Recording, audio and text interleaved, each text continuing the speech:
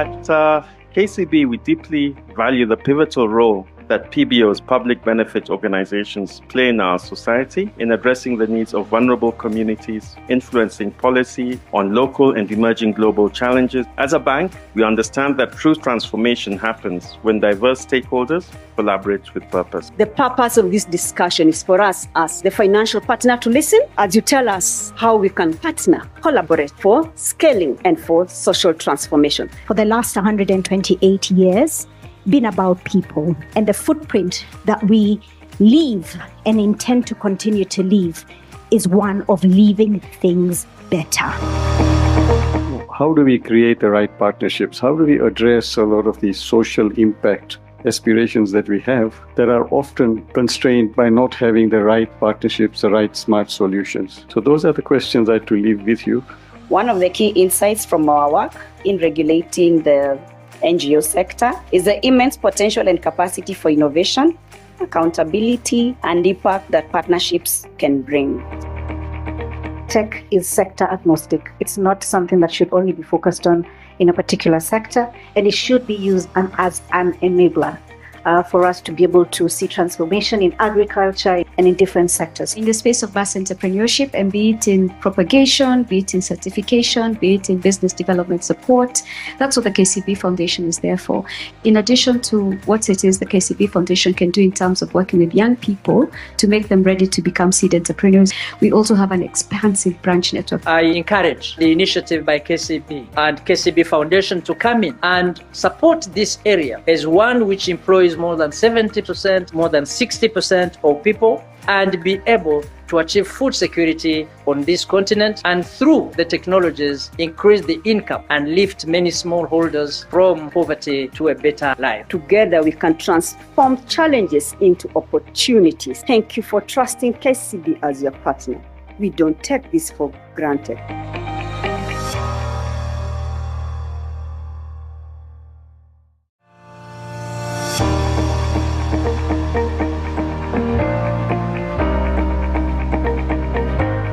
At KCB, we deeply value the pivotal role that PBOs, public benefit organizations, play in our society in addressing the needs of vulnerable communities, influencing policy on local and emerging global challenges. As a bank, we understand that true transformation happens when diverse stakeholders collaborate with purpose. The purpose of this discussion is for us as the financial partner to listen as you tell us how we can partner, collaborate for scaling and for social transformation. For the last 128 years, been about people, and the footprint that we leave and intend to continue to leave is one of leaving things better.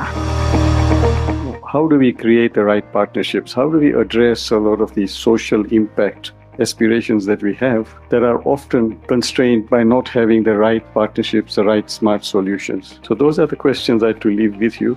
One of the key insights from our work in regulating the NGO sector is the immense potential and capacity for innovation, accountability, and impact that partnerships can bring.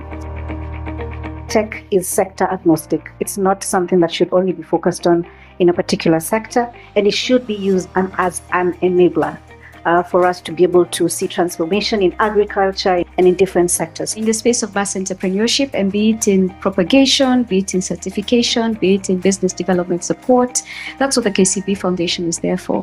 In addition to what it is the KCB Foundation can do in terms of working with young people to make them ready to become seed entrepreneurs, we also have an expansive branch network. I encourage the initiative by KCB and KCB Foundation to come in and support this area as one which employs more than 70%, more than 60% of people, and be able to achieve food security on this continent, and through the technologies increase the income and lift many smallholders from poverty to a better life. Together we can transform challenges into opportunities. Thank you for trusting KCB as your partner. We don't take this for granted.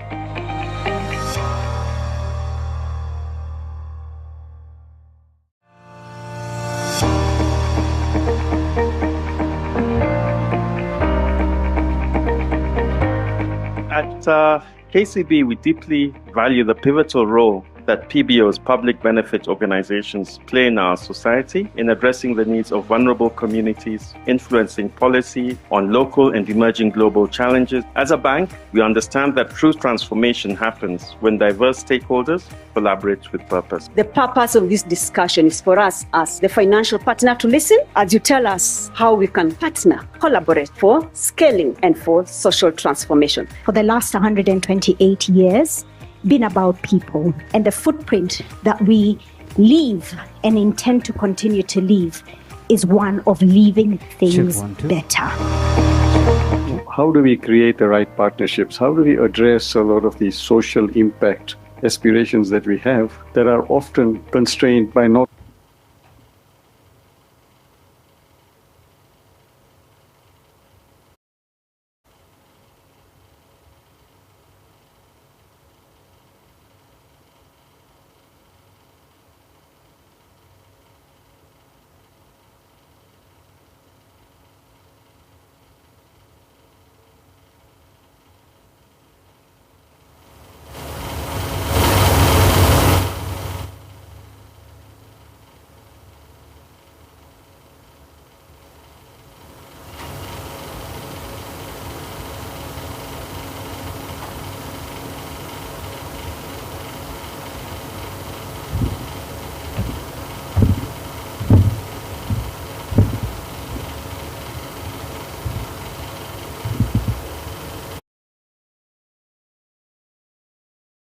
to make them ready to become seed entrepreneurs. We also have an expansive branch network. I encourage the initiative by KCB and KCB Foundation to come in and support this area as one which employs more than 70%, more than 60% of people, and be able to achieve food security on this continent, and through the technologies increase the income and lift many smallholders from poverty to a better life. Together we can transform challenges into opportunities. Thank you for trusting KCB as your partner. We don't take this for granted.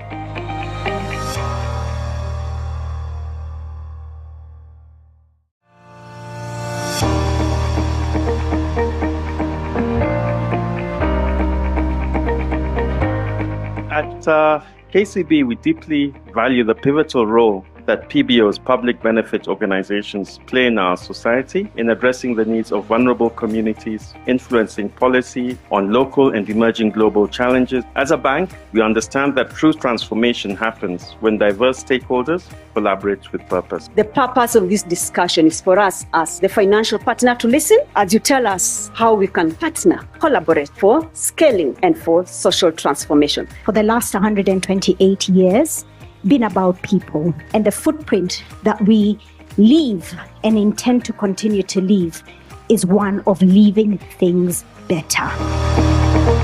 How do we create the right partnerships? How do we address a lot of these social impact aspirations that we have that are often constrained by not having the right partnerships, the right smart solutions? So those are the questions I had to leave with you.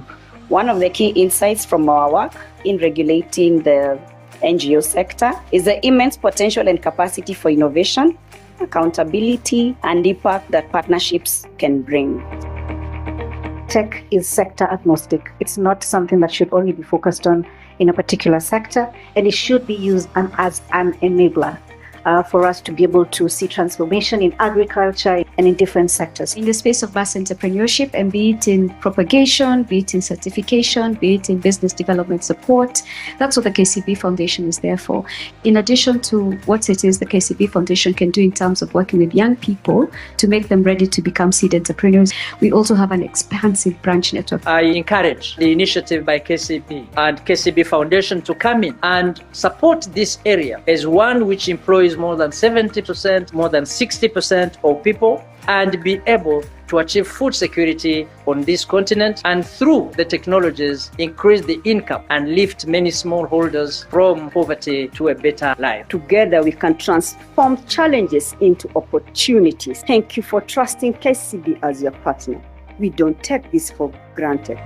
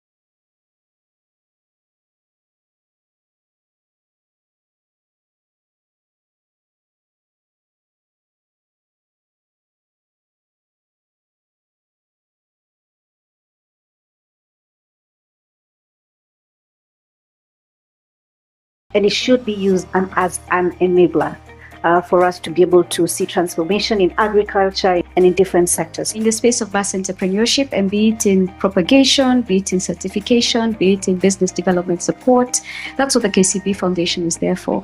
In addition to what it is the KCB Foundation can do in terms of working with young people to make them ready to become seed entrepreneurs, we also have an expansive branch network. I encourage the initiative by KCB and KCB Foundation to come in and support this area as one which employs more than 60% of people and be able to achieve food security on this continent, and through the technologies increase the income and lift many smallholders from poverty to a better life. Together we can transform challenges into opportunities. Thank you for trusting KCB as your partner. We don't take this for granted.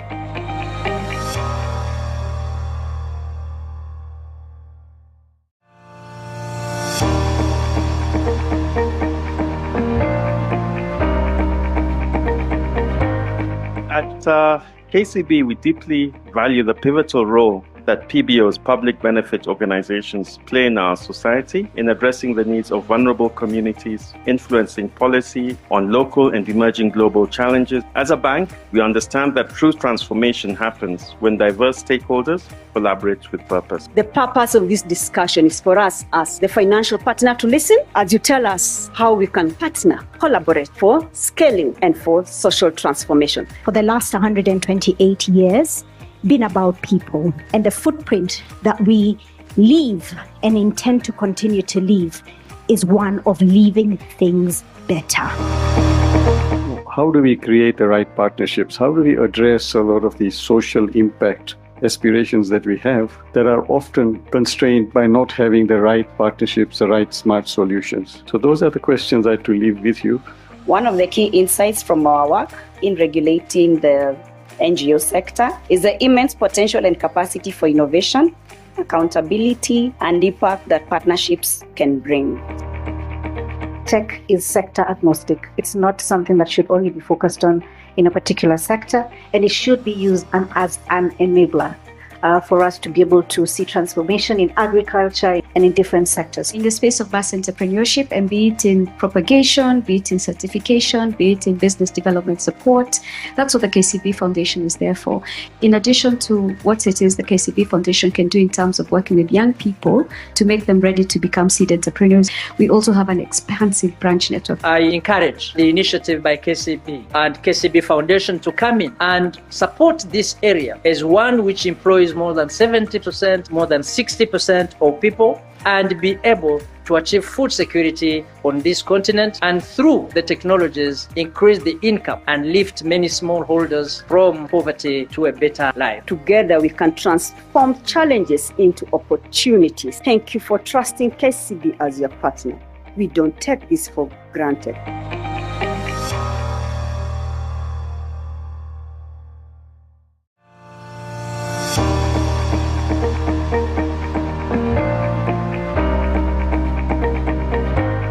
At KCB, we deeply value the pivotal role that PBOs, public benefit organizations, play in our society in addressing the needs of vulnerable communities, influencing policy on local and emerging global challenges. As a bank, we understand that true transformation happens when diverse stakeholders collaborate with purpose. The purpose of this discussion is for us as the financial partner to listen as you tell us how we can partner, collaborate for scaling and for social transformation. For the last 128 years, been about people, and the footprint that we leave and intend to continue to leave is one of leaving things better.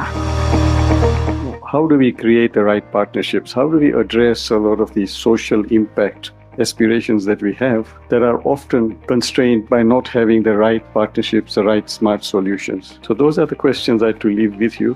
One of the key insights from our work in regulating the NGO sector is the immense potential and capacity for innovation, accountability, and impact that partnerships can bring. Tech is sector agnostic. It's not something that should only be focused on in a particular sector, and it should be used as an enabler for us to be able to see transformation in agriculture and in different sectors. In the space of mass entrepreneurship, and be it in propagation, be it in certification, be it in business development support, that's what the KCB Foundation is there for. In addition to what it is the KCB Foundation can do in terms of working with young people to make them ready to become seed entrepreneurs, we also have an expansive branch network. I encourage the initiative by KCB and KCB Foundation to come in and support this area as one which employs more than 70%, more than 60% of people, and be able to achieve food security on this continent, and through the technologies increase the income and lift many smallholders from poverty to a better life. Together we can transform challenges into opportunities. Thank you for trusting KCB as your partner. We don't take this for granted.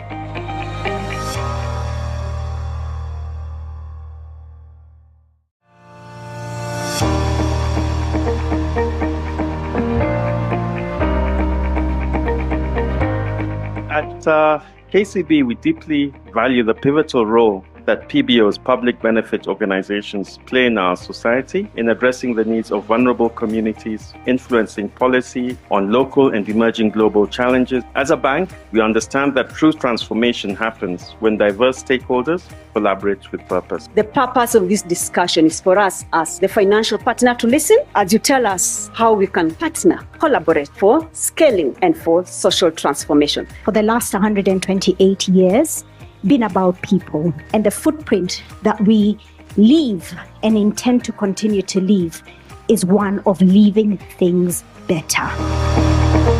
How do we create the right partnerships? How do we address a lot of these social impact aspirations that we have that are often constrained by not having the right partnerships, the right smart solutions? So those are the questions I had to leave with you.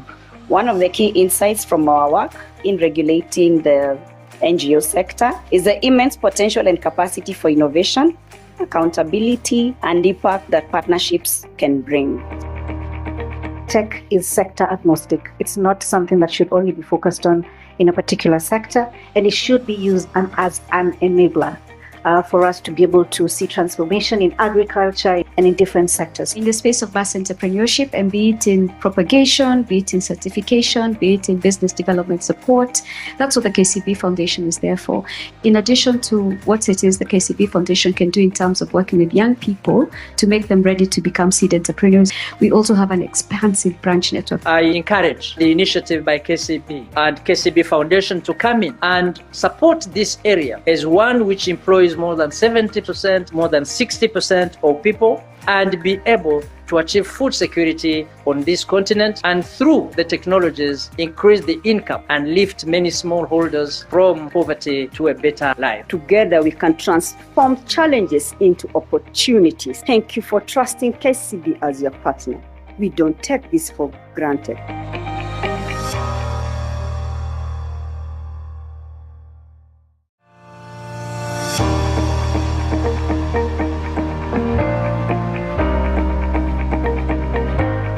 At KCB, we deeply value the pivotal role that PBOs, public benefit organizations, play in our society in addressing the needs of vulnerable communities, influencing policy on local and emerging global challenges. As a bank, we understand that true transformation happens when diverse stakeholders collaborate with purpose. The purpose of this discussion is for us as the financial partner to listen as you tell us how we can partner, collaborate for scaling and for social transformation. For the last 128 years, been about people, and the footprint that we leave and intend to continue to leave is one of leaving things better. How do we create the right partnerships? How do we address a lot of these social impact aspirations that we have that are often constrained by not having the right partnerships, the right smart solutions? So those are the questions I had to leave with you. One of the key insights from our work in regulating the NGO sector is the immense potential and capacity for innovation, accountability, and impact that partnerships can bring. Tech is sector agnostic. It's not something that should only be focused on in a particular sector, and it should be used as an enabler for us to be able to see transformation in agriculture and in different sectors. In the space of mass entrepreneurship, and be it in propagation, be it in certification, be it in business development support, that's what the KCB Foundation is there for. In addition to what it is the KCB Foundation can do in terms of working with young people to make them ready to become seed entrepreneurs, we also have an expansive branch network. I encourage the initiative by KCB and KCB Foundation to come in and support this area as one which employs more than 70%, more than 60% of people, and be able to achieve food security on this continent, and through the technologies increase the income and lift many smallholders from poverty to a better life. Together we can transform challenges into opportunities. Thank you for trusting KCB as your partner. We don't take this for granted.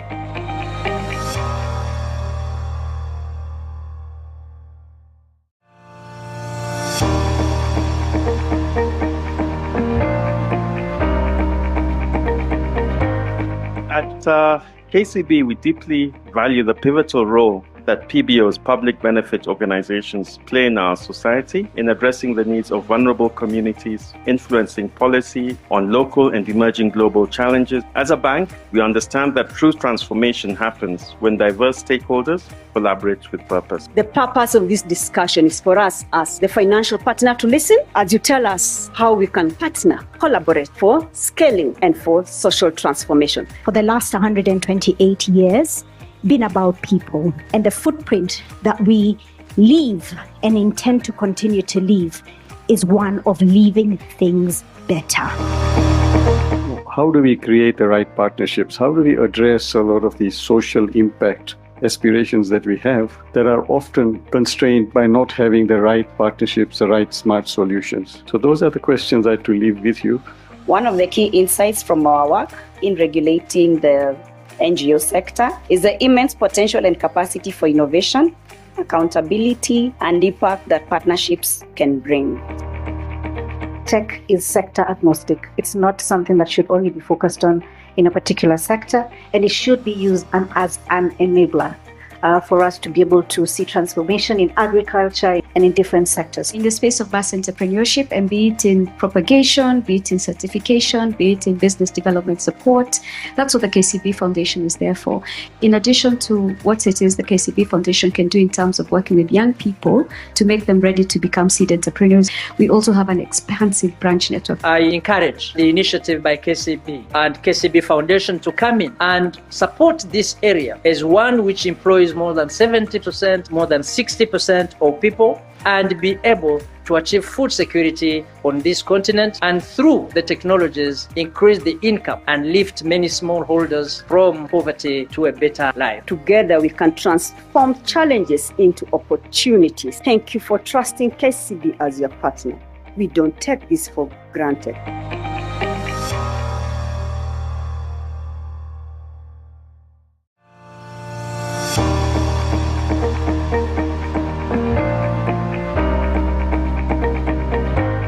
At KCB, we deeply value the pivotal role that PBOs, public benefit organizations, play in our society in addressing the needs of vulnerable communities, influencing policy on local and emerging global challenges. As a bank, we understand that true transformation happens when diverse stakeholders collaborate with purpose. The purpose of this discussion is for us as the financial partner to listen as you tell us how we can partner, collaborate for scaling and for social transformation. For the last 128 years, been about people and the footprint that we leave and intend to continue to leave is one of leaving things better. How do we create the right partnerships? How do we address a lot of these social impact aspirations that we have that are often constrained by not having the right partnerships, the right smart solutions? So those are the questions I had to leave with you.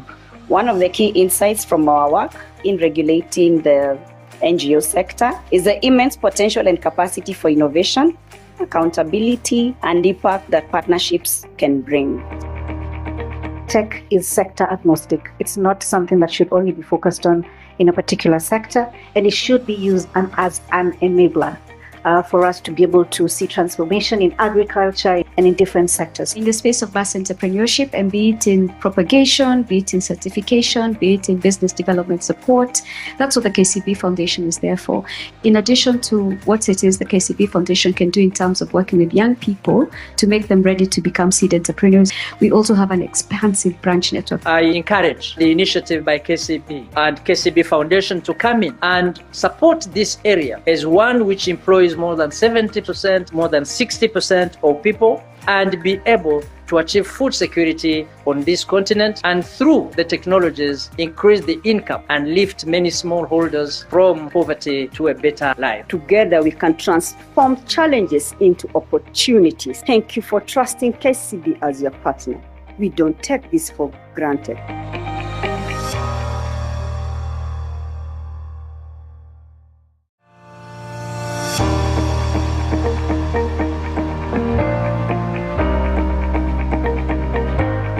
At KCB, we deeply value the pivotal role that PBOs, public benefit organizations, play in our society in addressing the needs of vulnerable communities, influencing policy on local and emerging global challenges. As a bank, we understand that true transformation happens when diverse stakeholders collaborate with purpose. The purpose of this discussion is for us as the financial partner to listen as you tell us how we can partner, collaborate for scaling and for social transformation. For the last 128 years, been about people, and the footprint that we leave and intend to continue to leave is one of leaving things better.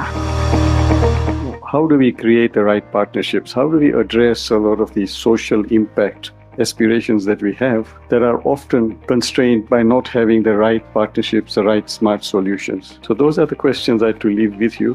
One of the key insights from our work in regulating the NGO sector is the immense potential and capacity for innovation, accountability, and impact that partnerships can bring.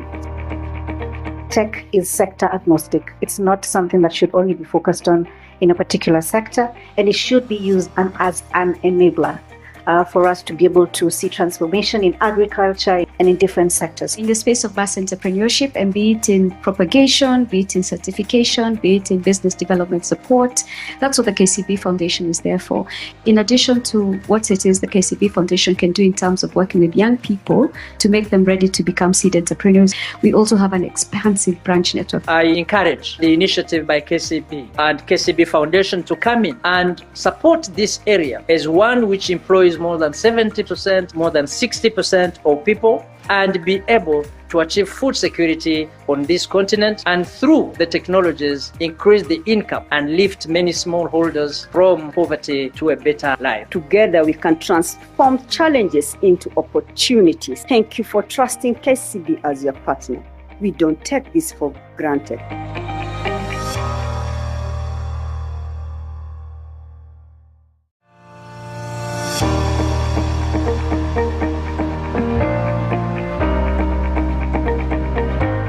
At KCB, we deeply value the pivotal role that PBOs, public benefit organizations, play in our society in addressing the needs of vulnerable communities, influencing policy on local and emerging global challenges. As a bank, we understand that true transformation happens when diverse stakeholders collaborate with purpose. The purpose of this discussion is for us as the financial partner to listen as you tell us how we can partner, collaborate for scaling and for social transformation. For the last 128 years, been about people, and the footprint that we leave and intend to continue to leave is one of leaving things better. How do we create the right partnerships? How do we address a lot of these social impact aspirations that we have that are often constrained by not having the right partnerships, the right smart solutions? So those are the questions I have to leave with you.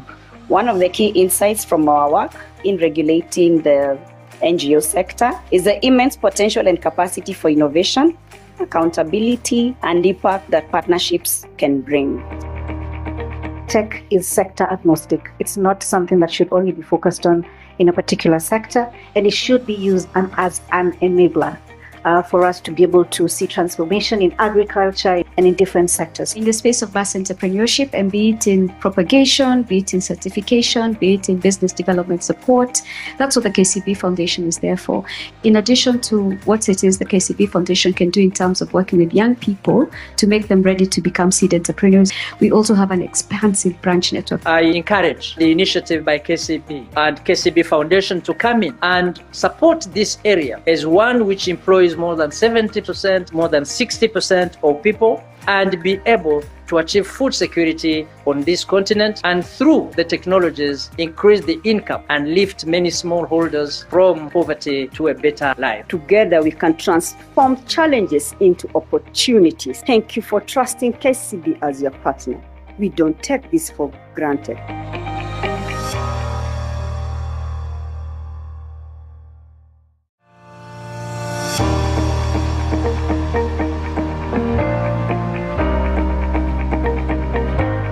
At KCB, we deeply value the pivotal role that PBO's public benefit organizations play in our society in addressing the needs of vulnerable communities, influencing policy on local and emerging global challenges. As a bank, we understand that true transformation happens when diverse stakeholders collaborate with purpose. The purpose of this discussion is for us as the financial partner to listen as you tell us how we can partner, collaborate for scaling and for social transformation. For the last 128 years, been about people, and the footprint that we leave and intend to continue to leave is one of leaving things better.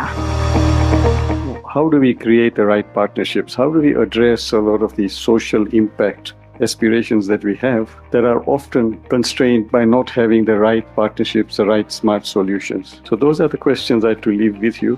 One of the key insights from our work in regulating the NGO sector is the immense potential and capacity for innovation, accountability, and impact that partnerships can bring. Tech is sector agnostic. It's not something that should only be focused on in a particular sector, and it should be used as an enabler for us to be able to see transformation in agriculture and in different sectors. In the space of mass entrepreneurship, and be it in propagation, be it in certification, be it in business development support, that's what the KCB Foundation is there for. In addition to what it is the KCB Foundation can do in terms of working with young people to make them ready to become seed entrepreneurs, we also have an expansive branch network. I encourage the initiative by KCB and KCB Foundation to come in and support this area as one which employs more than 70%, more than 60% of people, and be able to achieve food security on this continent, and through the technologies increase the income and lift many smallholders from poverty to a better life. Together we can transform challenges into opportunities. Thank you for trusting KCB as your partner. We don't take this for granted.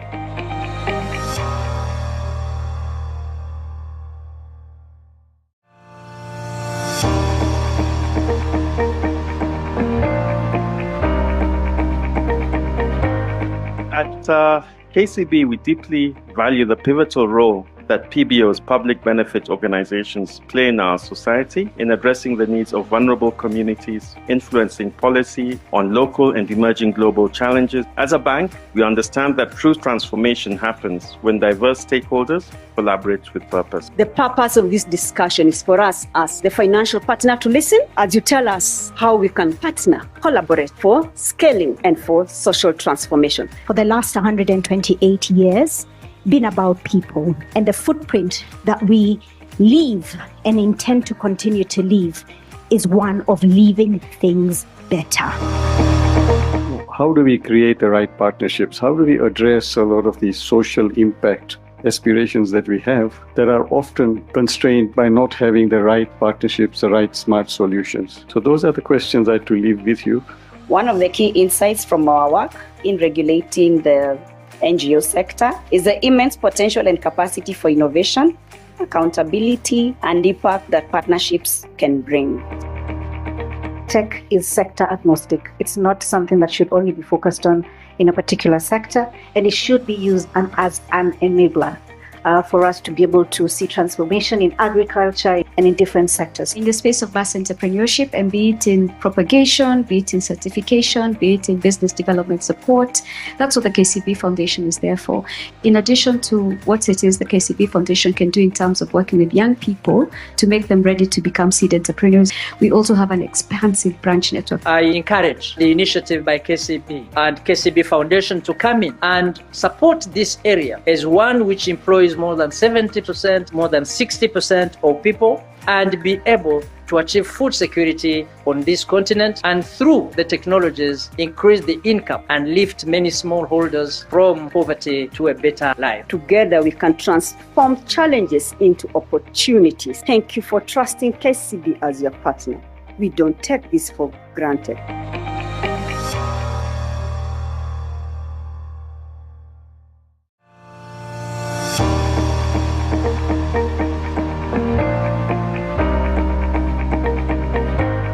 At KCB, we deeply value the pivotal role that PBOs, public benefit organizations, play in our society in addressing the needs of vulnerable communities, influencing policy on local and emerging global challenges. As a bank, we understand that true transformation happens when diverse stakeholders collaborate with purpose. The purpose of this discussion is for us as the financial partner to listen as you tell us how we can partner, collaborate for scaling and for social transformation. For the last 128 years, been about people, and the footprint that we leave and intend to continue to leave is one of leaving things better. How do we create the right partnerships? How do we address a lot of these social impact aspirations that we have that are often constrained by not having the right partnerships, the right smart solutions? So those are the questions I had to leave with you. One of the key insights from our work in regulating the NGO sector is the immense potential and capacity for innovation, accountability, and impact that partnerships can bring. Tech is sector agnostic. It's not something that should only be focused on in a particular sector, and it should be used as an enabler for us to be able to see transformation in agriculture and in different sectors. In the space of mass entrepreneurship, and be it in propagation, be it in certification, be it in business development support, that's what the KCB Foundation is there for. In addition to what it is the KCB Foundation can do in terms of working with young people to make them ready to become seed entrepreneurs, we also have an expansive branch network. I encourage the initiative by KCB and KCB Foundation to come in and support this area as one which employs more than 70%, more than 60% of people, and be able to achieve food security on this continent, and through the technologies increase the income and lift many smallholders from poverty to a better life. Together we can transform challenges into opportunities. Thank you for trusting KCB as your partner. We don't take this for granted.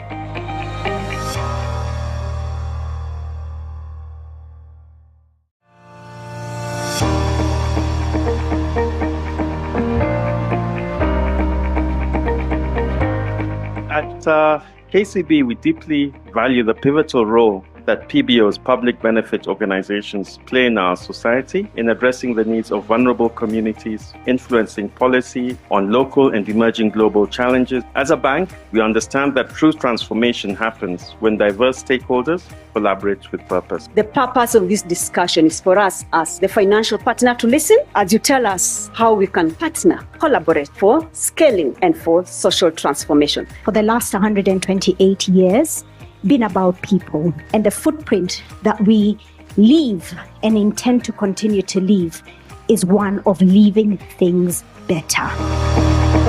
How do we create the right partnerships? How do we address a lot of these social impact aspirations that we have that are often constrained by not having the right partnerships, the right smart solutions? So those are the questions I had to leave with you. One of the key insights from our work in regulating the NGO sector is the immense potential and capacity for innovation, accountability, and impact that partnerships can bring.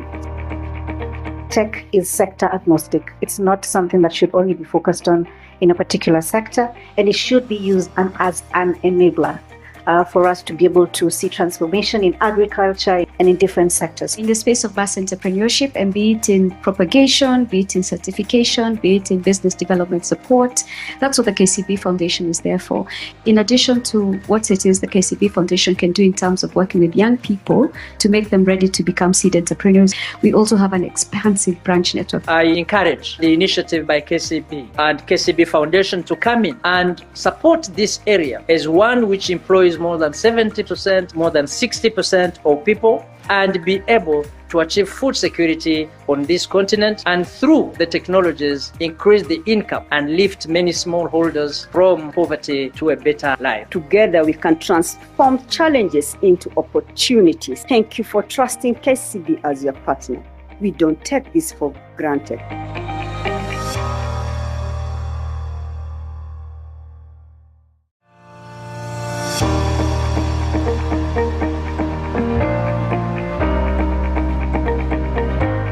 At KCB, we deeply value the pivotal role that PBOs, public benefit organizations, play in our society in addressing the needs of vulnerable communities, influencing policy on local and emerging global challenges. As a bank, we understand that true transformation happens when diverse stakeholders collaborate with purpose. The purpose of this discussion is for us as the financial partner to listen as you tell us how we can partner, collaborate for scaling and for social transformation. For the last 128 years, been about people, and the footprint that we leave and intend to continue to leave is one of leaving things better. How do we create the right partnerships? How do we address a lot of these social impact aspirations that we have that are often constrained by not having the right partnerships, the right smart solutions? So those are the questions I had to leave with you. One of the key insights from our work in regulating the NGO sector is the immense potential and capacity for innovation, accountability, and impact that partnerships can bring. Tech is sector agnostic. It's not something that should only be focused on in a particular sector, and it should be used as an enabler for us to be able to see transformation in agriculture and in different sectors. In the space of mass entrepreneurship, and be it in propagation, be it in certification, be it in business development support, that's what the KCB Foundation is there for. In addition to what it is the KCB Foundation can do in terms of working with young people to make them ready to become seed entrepreneurs, we also have an expansive branch network. I encourage the initiative by KCB and KCB Foundation to come in and support this area as one which employs more than 70%, more than 60% of people, and be able to achieve food security on this continent, and through the technologies increase the income and lift many smallholders from poverty to a better life. Together we can transform challenges into opportunities. Thank you for trusting KCB as your partner. We don't take this for granted.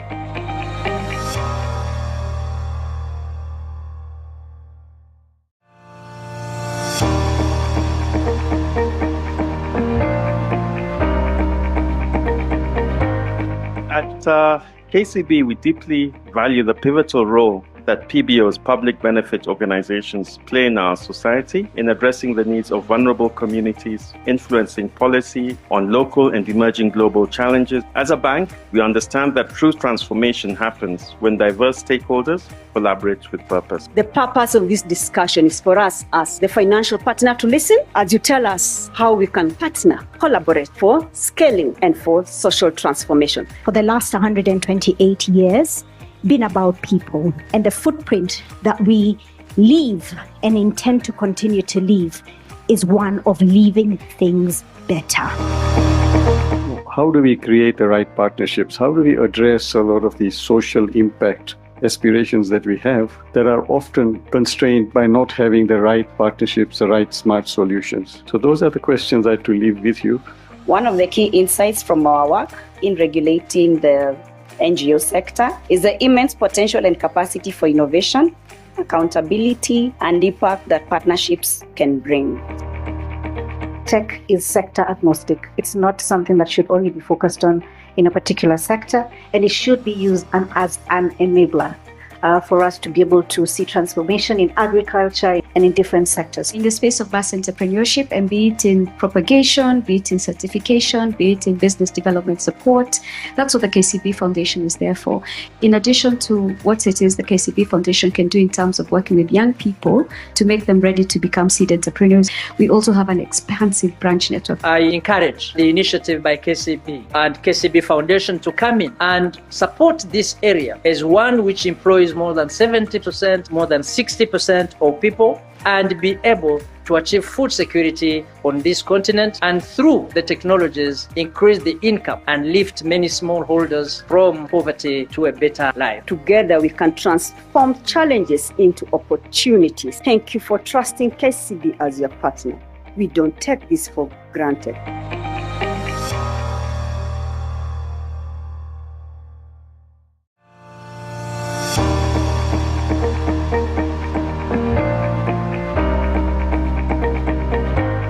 At KCB, we deeply value the pivotal role that PBOs, public benefit organizations, play in our society in addressing the needs of vulnerable communities, influencing policy on local and emerging global challenges. As a bank, we understand that true transformation happens when diverse stakeholders collaborate with purpose. The purpose of this discussion is for us as the financial partner to listen as you tell us how we can partner, collaborate for scaling and for social transformation. For the last 128 years, been about people and the footprint that we leave and intend to continue to leave is one of leaving things better.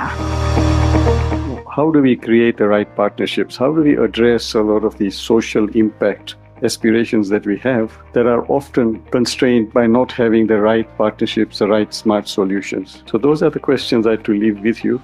One of the key insights from our work in regulating the NGO sector is the immense potential and capacity for innovation, accountability, and impact that partnerships can bring. Tech is sector agnostic. It's not something that should only be focused on in a particular sector, and it should be used as an enabler for us to be able to see transformation in agriculture and in different sectors. In the space of mass entrepreneurship, and be it in propagation, be it in certification, be it in business development support, that's what the KCB Foundation is there for. In addition to what it is the KCB Foundation can do in terms of working with young people to make them ready to become seed entrepreneurs, we also have an expansive branch network. I encourage the initiative by KCB and KCB Foundation to come in and support this area as one which employs more than 70%, more than 60% of people, and be able to achieve food security on this continent, and through the technologies increase the income and lift many smallholders from poverty to a better life. Together we can transform challenges into opportunities. Thank you for trusting KCB as your partner. We don't take this for granted.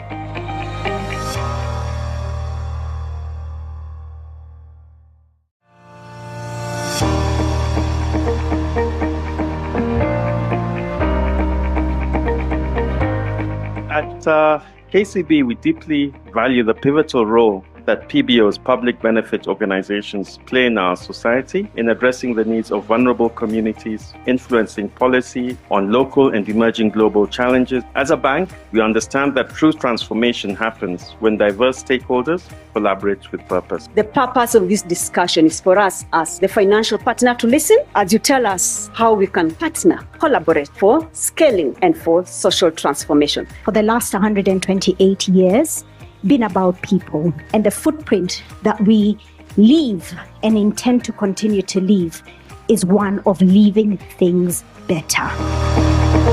How do we create the right partnerships? How do we address a lot of these social impact aspirations that we have that are often constrained by not having the right partnerships, the right smart solutions? So those are the questions I had to leave with you.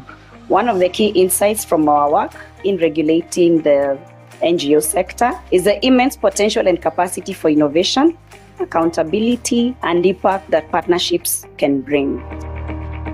Tech is sector agnostic. It's not something that should only be focused on in a particular sector, and it should be used as an enabler. And we do hope that the participants will gain insights into the unique characteristics and offers that the region has, and the areas or the quick wins and areas that they can actually take up and investments that they can do and run with those investments.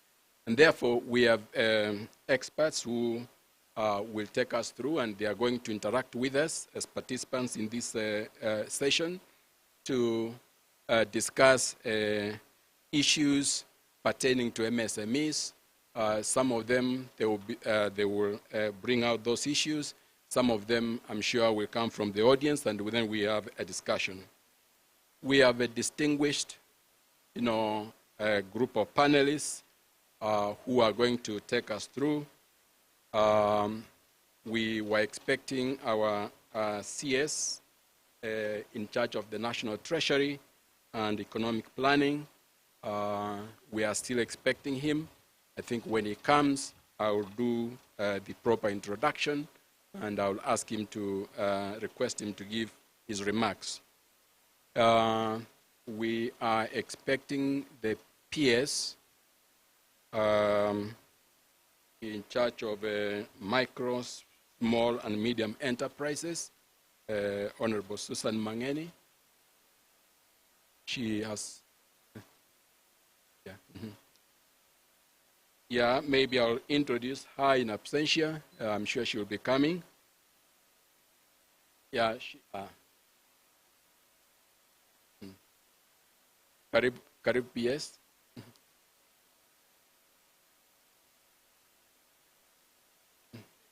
No, PS, they are taking over my session. Just sit and...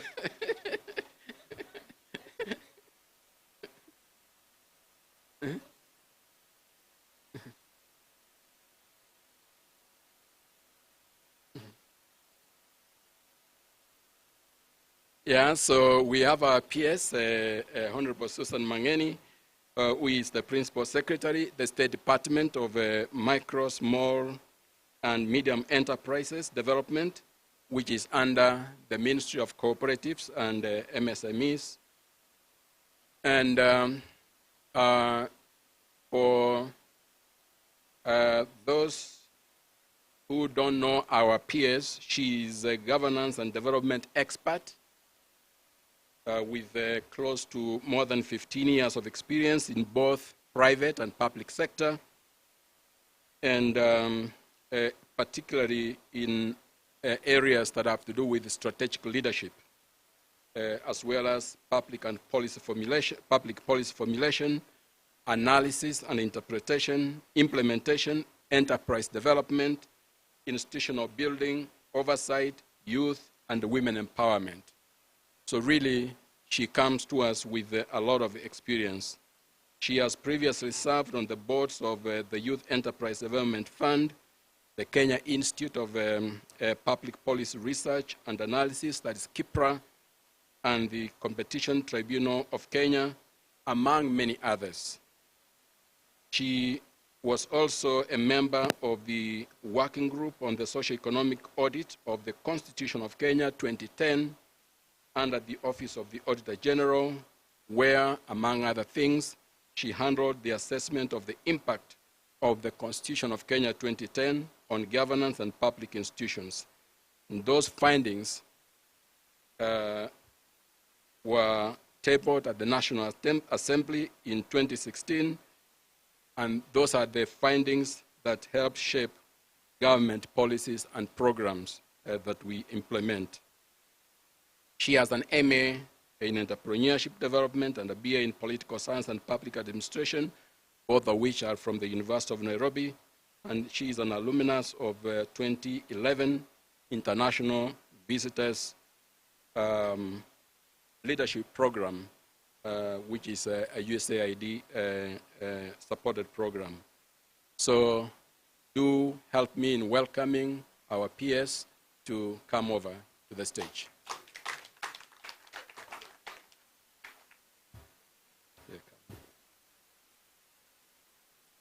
Our second panelist is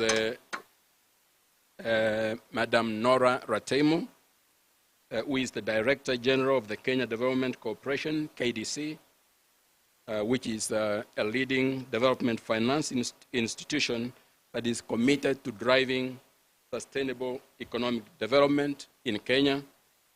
With over 20 years of experience in public and private sector leadership, she has demonstrated expertise in strategic planning, organizational transformation, and financial management. She has also been instrumental in implementing key government projects with impact in de-risking investments and mobilizing resources in collaboration with development partners. A key highlight of our tenure has been in the managing of de-risking facilities such as Drive, KJET, SAFER, and ESP. She will tell us what these are, that were funded by the World Bank. And additionally, she has led efforts in establishing partnerships and resource mobilization to set up the Green Investment Fund, which aims to upscale green businesses in this country. She's a passionate advocate of SME development, financial inclusion, and sustainable development. She holds advanced degrees in finance and commerce, and she's a certified public accountant. Please join me in welcoming Nora to the stage.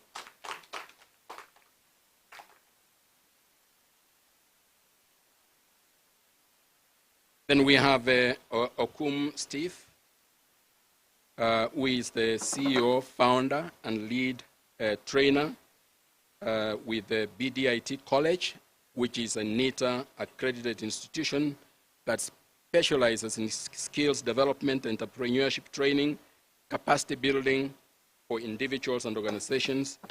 With years of expertise, he has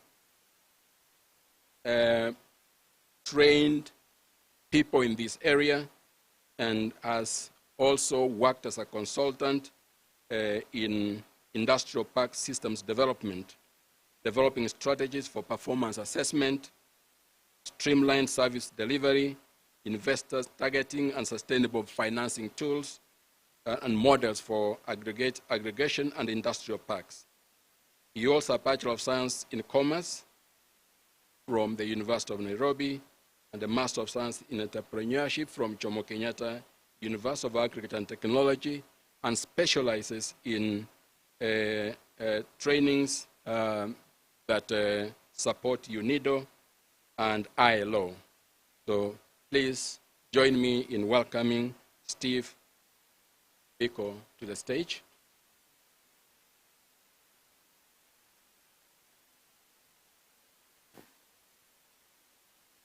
Do we have the Chief Executive Officer, Frontier Counties Development Corporation?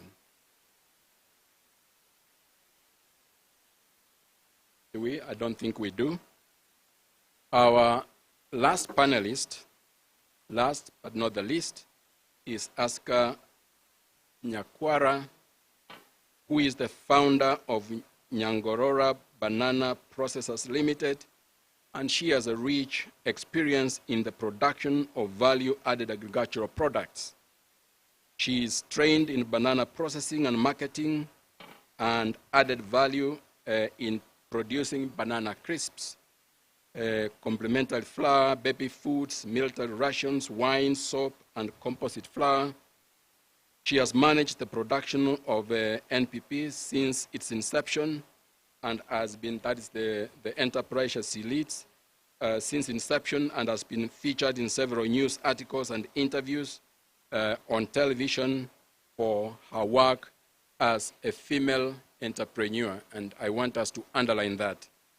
She has worked with different development partners in the region, including our own national organizations, KIRDI, KEPS, KIPI, but also internationally with USAID and the European Union. She is the 2015 Women in Business winner for East Africa and has won Best Innovator in the 2016 Kisi Entrepreneurship Summit. She has worked closely with the USAID, as I've indicated, and so she brings or comes to us with a lot of experience. Please join me in welcoming Aska to join us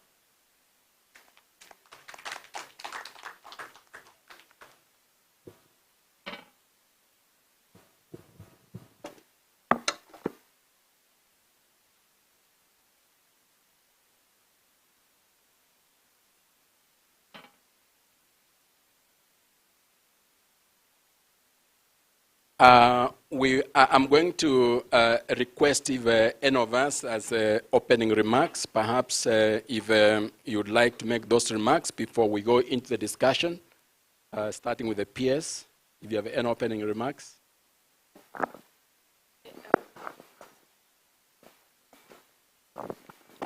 Thank you. Good afternoon.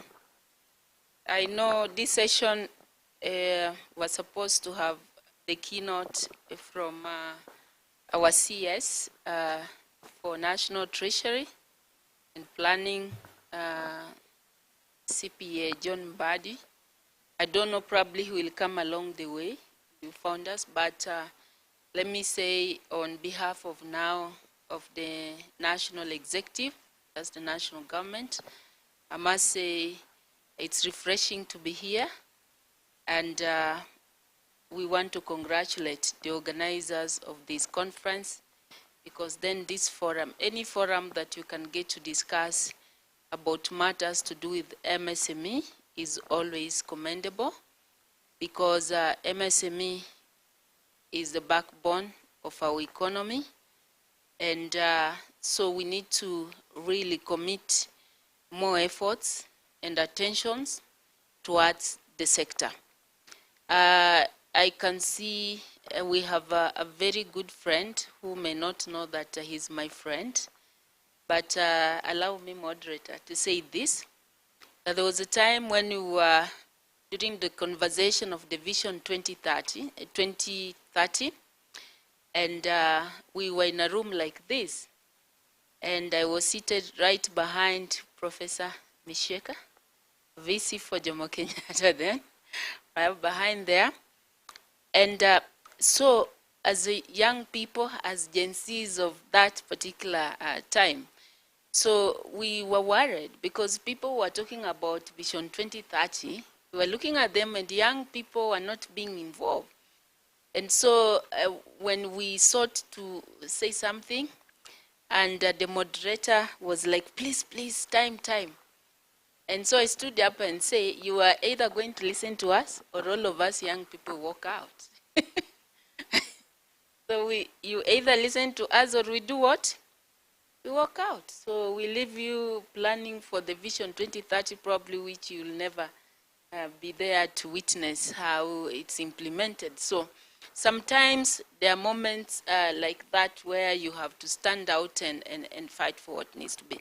So my being here, and also in recognition that this is the first time that our country has a State Department and a ministry, so to speak, that is in charge of seeing the growth and the development of the MSME sector. I must say that that's clearly a demonstration that as a country we've come of age, where now we've started going back to the basics, because we talk about investment, we talk about trade, but the question is, what is the nature of trade? What is the nature of investment? And the third question is, so who is investing and who is trading? My expectation in this session that you're having is that the conversation we'll have here will get to answer those three questions. What is the nature of the investment, the trade, who is investing, and who is trading? Thank you very much. Yeah. Thank you, Madam PS. Steve Pico, opening remarks. Okay, thank you so much, and the whole team which is here. First and foremost, I want to say that I'm very delighted for you guys taking your time to be around here and for us to deliberate. Because the purpose of the conference here is to elevate our status in this region. But whatever we do here, we expect that a business or an investment which comes out of here, where are you trading? You should be able to trade past this region. You should be able to trade past borders. That is why we're here. Otherwise, we don't have much. Let us grind this as we go on. Thank you so much. Yeah, thank you, Steve. Asker. Hello?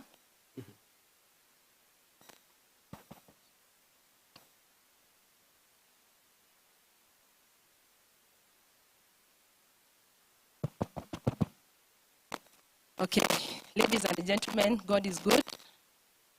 Yeah, mine is just to say thank you very much for recognizing.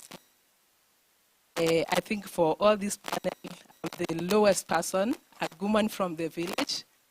And what I can say is that hopefully today our problem at the SME on the group is going to be addressed. Thank you. Thank you. And last but not least, Nora.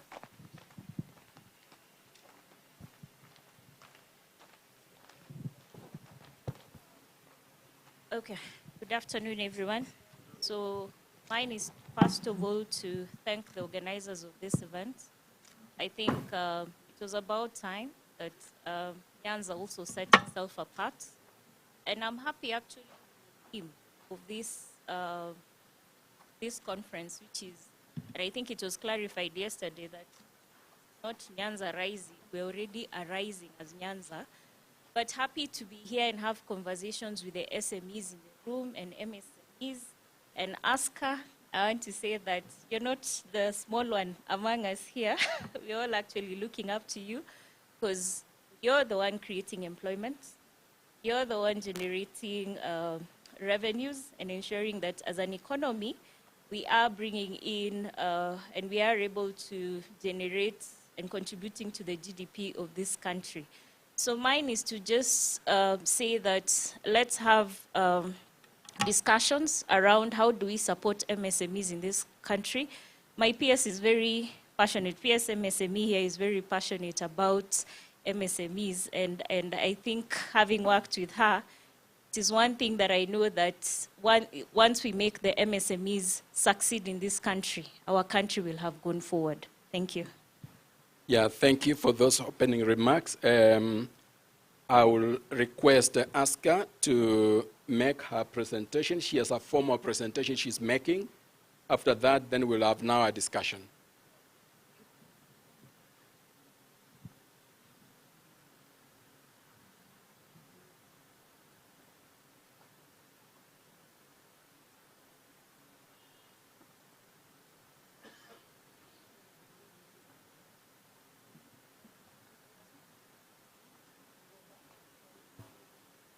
Yeah, I'm Aska. I'm the founder of Nyagorora Banana Processors, but right now we have a cooperative which is covering Kisii and Nyamira counties.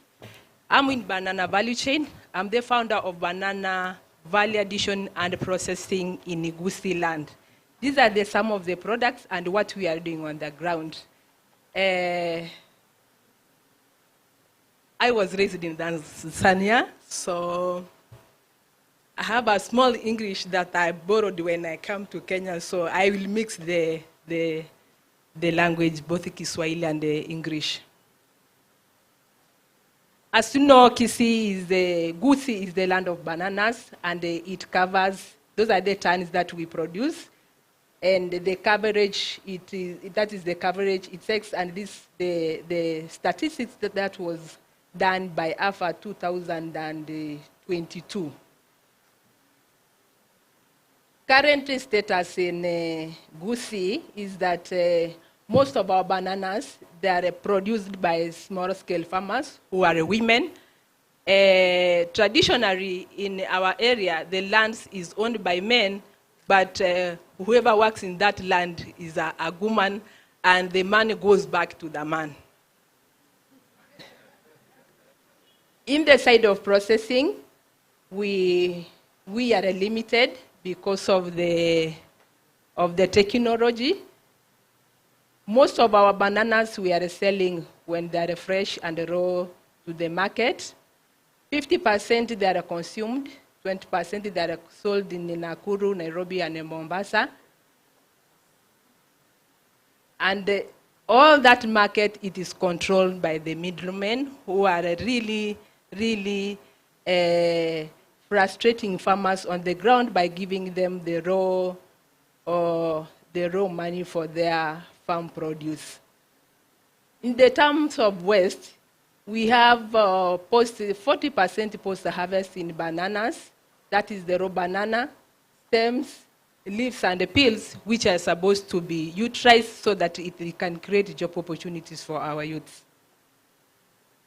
We have much to be done in this banana value chain in Kisii. As you can see, we have the circular economy. Now we have started extracting banana stems. We get the fiber. After getting fiber from the bananas, we make different products. Those are the women now we are training on the ground so that they can be able to do what we call the circular economy on banana value chain. These are the cooperatives which are addressing those challenges and the gaps in between the banana and the market. Those are some of the products that we are producing, that is banana flour. Once we have made the banana flour, we sell it as an end product, but also we convert it to bread, donuts, and we supply them to schools. These are the banana crisps we also make from the raw bananas. It is in the market. This product, it has really employed 58 youths in the whole value chain. We have banana juice. It is well packed, but it is in the pipeline. We are looking for the Kenya Bill of Standards to satisfy so that we can be able to introduce in the market. We have also the banana wine, which is the hot cake right now in Kisii. We don't even sell it in the market. Once we have packed, we just put it on. We have ICT boys and the girls who help us to market it online, and we are selling well. But we are looking for an investor who will come in and invest on this because it has a good yield.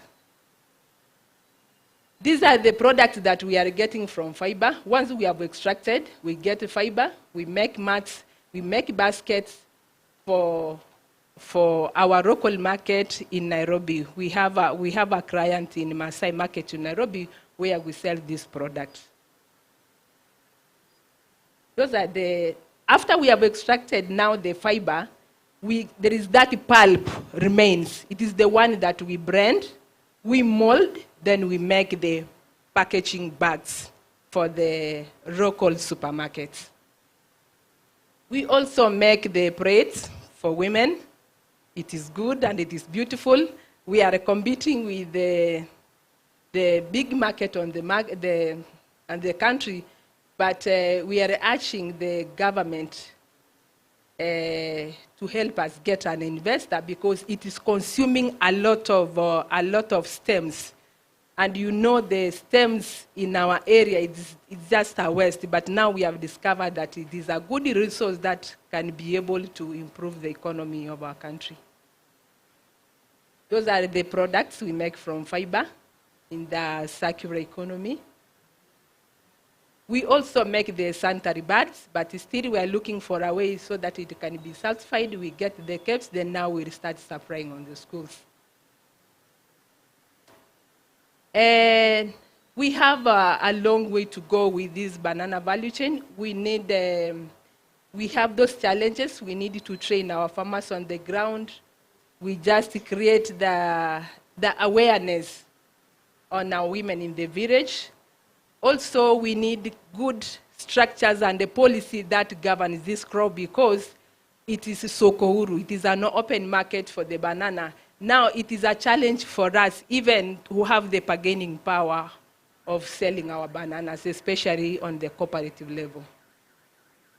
These are the youths that we are working with, and also we are working with the Kenya Industrial Research. It is where we do all of this research. We develop our product. Once it is out now, it is when we take to Kenya Bill of Standards.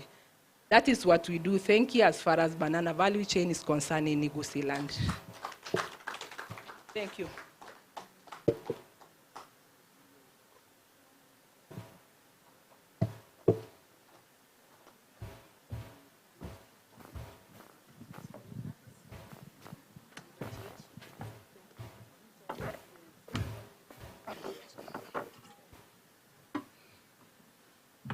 I think you will agree with me that this is where the rubber meets the ground. What we have just listened, the presentation by the entrepreneur from Kisii working on the banana value chain. And my mind is still stuck at the losses, 40% losses. And you can imagine what, that can do the economy if we were able to save that 40% that is lost because of the challenges that are associated with post-harvest. So then it's for us in this sector to come up with ways of ensuring that we manage those losses. But I would like to then pick this up and ask the peers now that we are here with us, and given the positions you occupy in this country, what is the current landscape of the MSMEs in this region, that's in the NYANZA region? And perhaps then picking it up, addressing some of the challenges and opportunities that have been highlighted by Aska. Thank you. First of all, let me begin by thanking Aska. She's Aska, right? For very, very, very good business that you have demonstrated, the banana value chain, and the entrepreneurial opportunity net. But let me say this before I even talk about the landscape of MSME in Kenya, and probably narrowing it down to this NYANZA region, rather Western Kenya region.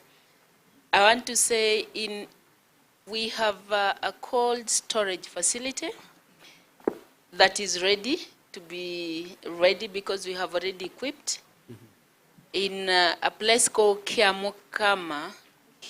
You know, there's a Kiamokama in Kisii, right? Yes, Kiamokama. So we have a cold storage, and probably before the end of this month, my CS and I, and let's say if the President's diary will allow, will be ready to come and commission it and open it up to the community. So what happened is that this cold storage, these facilities, we are setting up to support farmers and more so entrepreneurs to manage post-harvest losses. And the one in Kisii is specifically for the banana value chain, much as you can also do other value chain like tomatoes, the vegetables that now we know that Kisii region is known of. So I will wish that you take advantage of that opportunity. I'll get you the constituency in where this is. I don't know if you have an MCA person here, will give us the constituency. Should be Nyaribari something, or Ikitutu something. Kiamukam, is it? Nyaribari Masaba. So you can go and be among, you can even, because now the challenge you've been having with these facilities across the country is that we adopted the cooperative model because we want the farmers to be the ones benefiting. But then it comes a time sustaining them, maintenance, paying electricity, and all becomes a challenge. Because you see, farmers want to concentrate just on production. So what we are thinking to do is to get an investor, then who can support, come up with a very good business model that will assure farmers a guaranteed place, sort of a guaranteed market, and also come up with an off-taker fund to support farmers. So you concentrate in your farm, you increase production, knowing very well that once you have harvested, there is somewhere where you will take your produces and then you will be paid on time. And then we can have now the likes of Ritoke now doing value addition, because you'll also be assured of guaranteed supply.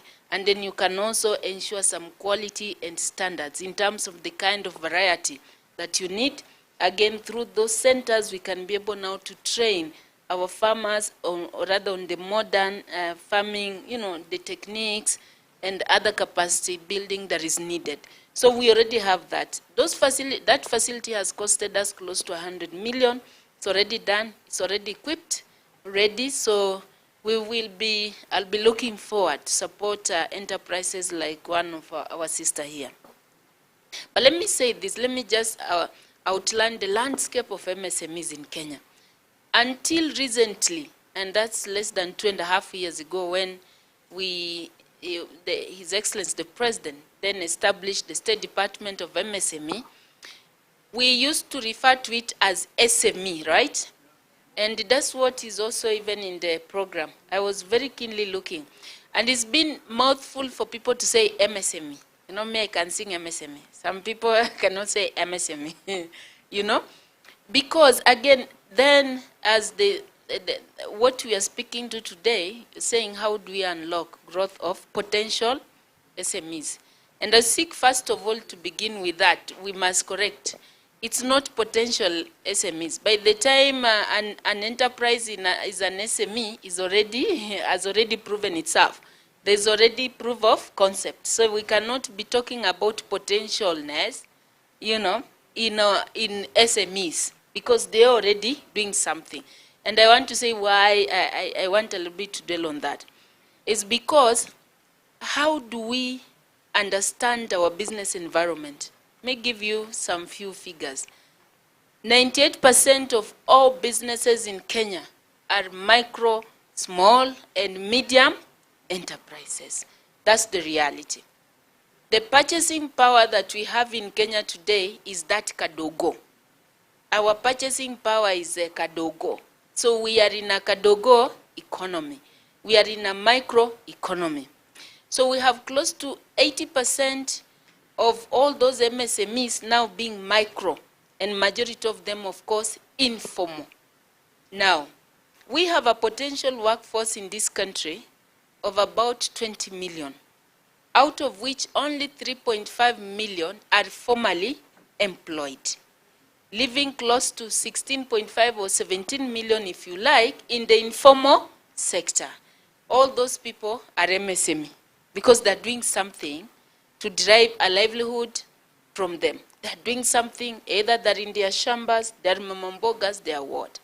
Now, out of 3.5 million, only under 1 million, in fact. Civil service is not yet 1 million, so we are about 900 and 1,000 around there. In the civil service, these are the teachers, these are the police, these are the security, this is the county governments, the national government, all those. 2.5 million are in the private sector. So last week, I had this debate with the CEO for Kenya Bankers Association, and I was asking him, so tell me, why do we have a body called KEPSA, who is a private sector? Because everybody else who is not in the formal, in the civil service, is in the private sector. But when it comes to defining private sector, we limit it at the 2%, the larger enterprises. And that's where we go wrong. So we need, first of all, to understand and come to the, we need to accept that MSMEs have a critical role to play in our economy, and this should be reflected in our policies, in our laws, even in this conference. I must say, because if you want to organize investment, you have to look at it from the micro entrepreneur space. If you're talking about growth of manufacturing sector, you have to organize it from a micro entrepreneur space, because those are the people who will become manufacturers, who will become industrialists, who will become investors. Sometimes I get saddened, and this is the first investment forum I'm speaking to, because I had refused to speak to quite a number. And why I had refused, I remember, Chairman, you came to my office last year with this idea, and I said, I don't like how we organize this. I have here my colleague for investment, he seated there. I said, who are going, and that's why I asked the question, who are these investors? So if you ask me the landscape of MSME in Nyanza, I will tell you that the people who will drive this investment agenda here probably are not in this conference. Probably that those fishermen, you saw us outlining, a DP outlining sectors, the value chain that we need to focus on. Those fishermen right now who are in the lake, those are our next level manufacturers. Those posho millers, those are our industrialists. Those people who are selling things, those are the people like her. These are the people that we need to be spending lots of time with them to see how do they grow.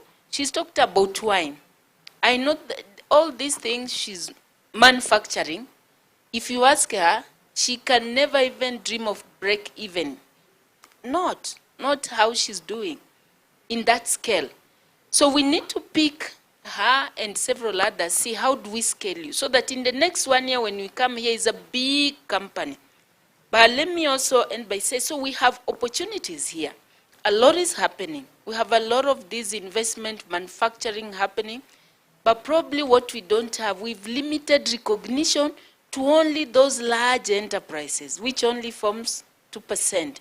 And now if you are to distribute that 2% across Kenya, across 47 counties, I can tell you I don't know how many enterprises which you've been focusing on. Kisumu, NYANZA region will be, will be accounting for. So I think it's a question of us going back to reimagine again our strategies on who is an MSME, and yet we have very many MSMEs here, only that they are not, we've not, invested a lot of efforts towards them. And our conversation here, maybe if you give me another chance, will be to outline those critical value chain and opportunities which are there, and see how do we now connect the potential entrepreneurs that we have in this, especially young people within their localities, and see how do we now, through the use of the cottage model, how do we get then to reposition this NYANZA region. Thank you, moderator. Yeah, thank you, Madam PS. That is quite elaborate. I picked a number of things, the need to scale, and of course, that goes with the issue of sustainability and break-even related issues. You've talked about the need for policies and laws to create an enabling environment. Of course, the question will be at some point, how do we do this? Who does the initiation? But also, the last point you raised of the critical value chains that we need to identify for the region. And I think for me, these are quite critical, and maybe we need to come back to those. I want to move on to Steve Pico. He's a trainer. He has an institution that specializes in skills development and entrepreneurship training. And as a trainer, as an expert in this area, what gaps do you see within the MSME ecosystem? Oh, thank you so much, and more so to Madam PS for very wide elaboration. On our side, for example, when we're doing like training, research, and consultancy, there are things which are very, very apparent amongst our business people or SMEs.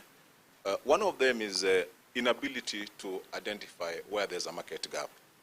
One of the issues, for example, like now my sister here, she's doing very good on the banana value chain. She's producing wine. We've seen pads. You can also do mats. But if you go down, if you want to do production, where do you really concentrate to? Where is your market?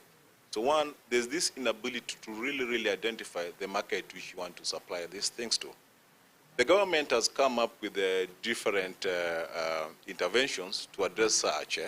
But one of the key things, like now, when you deal with a small business person, for example, an investor with one net in Lake Victoria, having fish which maybe per day is 10,000, how do we help this person reach a newer market without really, really affecting his daily income? Because another thing we've also found out that, yes, you are doing business. You don't know where your market is. You have a product in your hand. But now, the fish from Lake Victoria is having a direct competitor, which maybe some people say there's some fish from China and all that. Or there's a bigger investor within the same Lake Victoria doing cage farming. So how do we help you? One, you need to understand where your market is. But how do you understand where your market is? There's this aspect of research. When you do research to find out where the market is, you also need to know what is the characteristic of my customer. For example, today, when I was growing up, taking uji was something which was very okay. But now my kids here, if you want to take them uji, you are going, no, they're going to tell you, no, we want oats. It's so what is called a new demographic of consumer behavior. So one, if you want to tackle well about issue to do with SME growth, we need to have a data of updating. How do we have trends for consumers? Do they have this information? If an investor wanted to come here today in Kisumu here or in Homa Bay, and yes, I've come here, I'm having $100 million. I want to do an investment. Most of our counties, if you look at the county development plans, I usually call them, and I had a meeting with them, what I call the abstract document. They're not specific. We have how do we collect data about where our markets are, where our consumers are. When I go to a market center and I get a revenue officer, the only job they do, give me 20 shillings, I give you receipt, you sell. But can we dig a little bit deeper? Yes, you are giving me revenue 20 shillings. Part of us, we do data collection and research. The product you are selling, where is it coming from? No, this I'm selling in this market in Kisumu, it is originating from Kisii. So over time, within that, when an investor is able to get data that most diseases being sold in Kisumu, they're coming either from Kisii, some coming from Uganda, and all that. So that we are having what is called a very, very informed investment decision, which is based on research and data. Another thing which I must also point out is, like, for example, I've seen this in entrepreneurship and innovation where I master in, there's something called entrepreneurship behavior. What are our behavior patterns towards business? Because one, if you go to Kisii, if you come to Kisumu, if you go to Homa Bay, you are going to find, for example, a business which was established by an Indian many years ago still exists. But what happens to ours? One, there's no what is called resilience.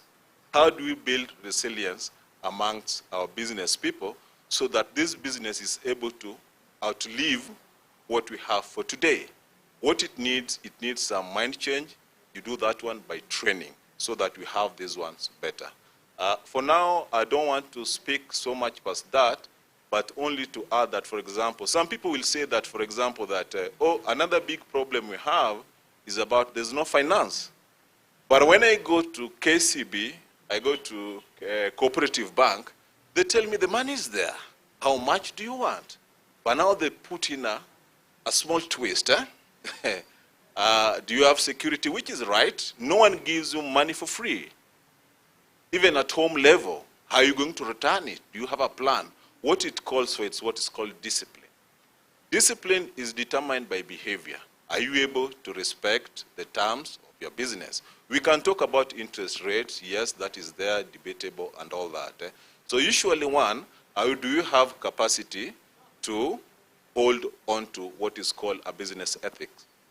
If I go to the PS here and there's some funding the government is giving, you are given the money, go do business. What is the rate of return? How many people default returning, even free money? Even you give someone 1 million shillings, I want you to go do business. A number of them just fail because maybe they're having systematic issues, which needs to be addressed as we go on. For my sister here, they're doing a very good job and I really want to work with her in different areas. You can have a development partner supporting your business. When you are in Kisii, the government is doing a great job like establishing a cold chain. Cold chain is good, but for me, like now as a trainer and as a capacity builder, one, when you produce whatever you're producing, or a cold chain is meant for perishable goods and all that, when you do production, you are next to, at the end of the production, what you should be looking at the shilling in your pocket, not keeping it. You can hold it there for a little bit, but now where do we get the market? Another aspect I'm also looking for when we talk about research is, for example, like in this region, I say, for example, like I talk to where I come from, the village, for example. If you are in a society whereby it is consumer-based, By consumer-based, I get finished products. Mostly, if you look at them for now, they are coming from China. Everyone is reselling a product from China. Or want to put on nice shoes, nice suits, which comes when they're already finished. But you don't want to trust the tailor next door to sew your suit. So how are you helping in building value chain, maybe for cotton? These are things which we need to tackle down. So when you want to cotton, but now we have every institution. In Kisumu, we have Maseno. Almost all the counties, they're having a university. University is a research center, and apart maybe from Nyamira, which is establishing one, when you are doing research, for example, in Homa Bay, they're talking about cotton. We have Tomboya University. But what are the new aspects of fabric development? You can concentrate on doing cotton for production, but there are aspects of doing synthetic materials, mixing that with that cotton so that you're able to meet market demands. So it is very, very important that we concentrate on doing research in different areas, and especially if you look at this, our region here, we are in a situation whereby, for example, I have a market in Kisumu within the NYANZA region, which is very good. But we also have a port which is being built here. We have Kisumu. When you move from Kisumu, we also have a market access from Mwanza.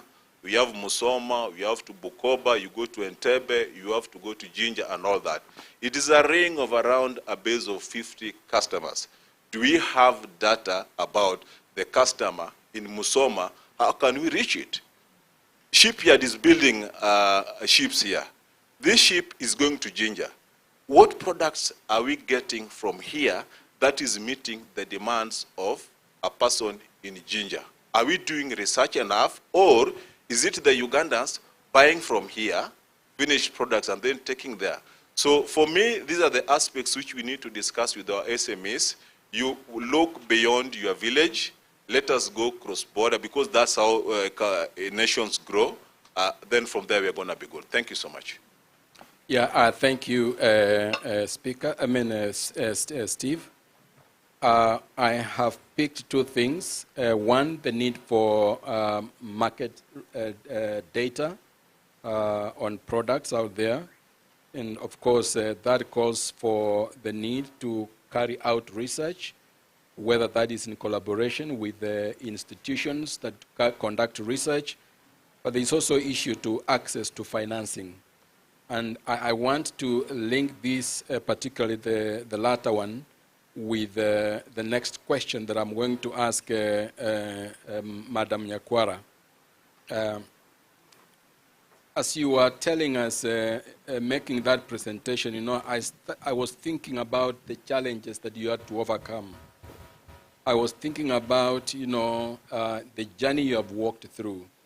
And I'm just wondering if you could briefly tell us your journey, and particularly what advice would you give to young upcoming entrepreneurs, and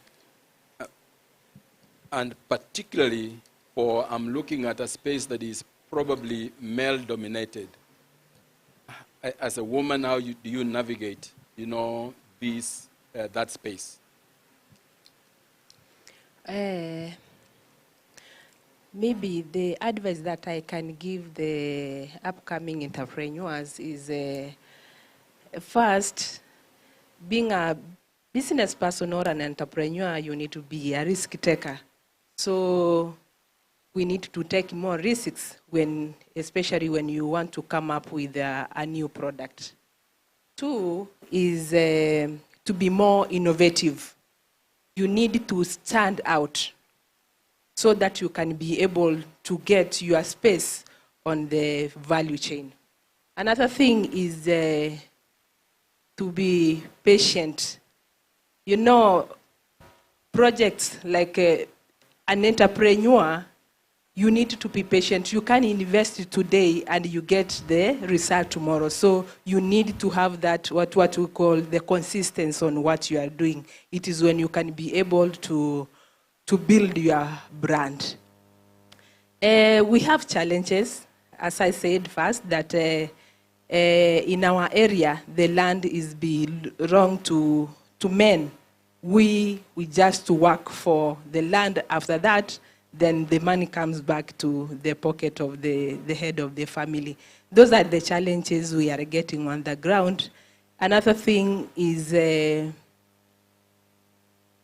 competing. You know, when you are competing with men on the value chain, they see as superior than you. But what I can advise my fellow women entrepreneurs is that we need to prove them wrong by action.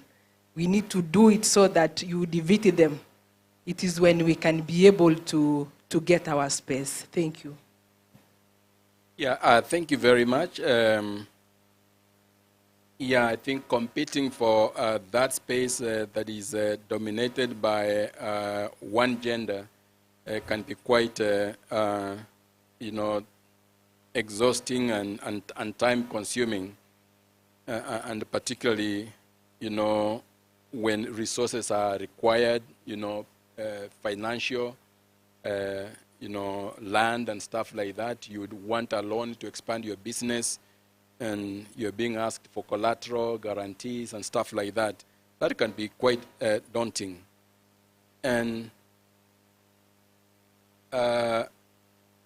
Madam Rate Monora works for the Kenya Development Corporation.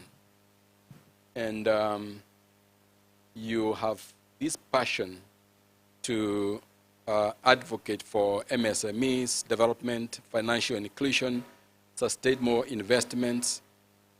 And what is the Kenya Development Corporation doing, or what has it done to unlock the full potential of people like Aska?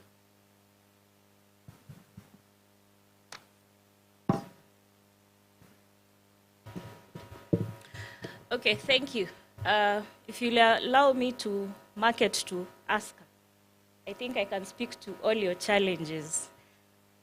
Kenya Development Corporation is a developmental financial institution that is fully owned by the Kenya government, by the National Treasury.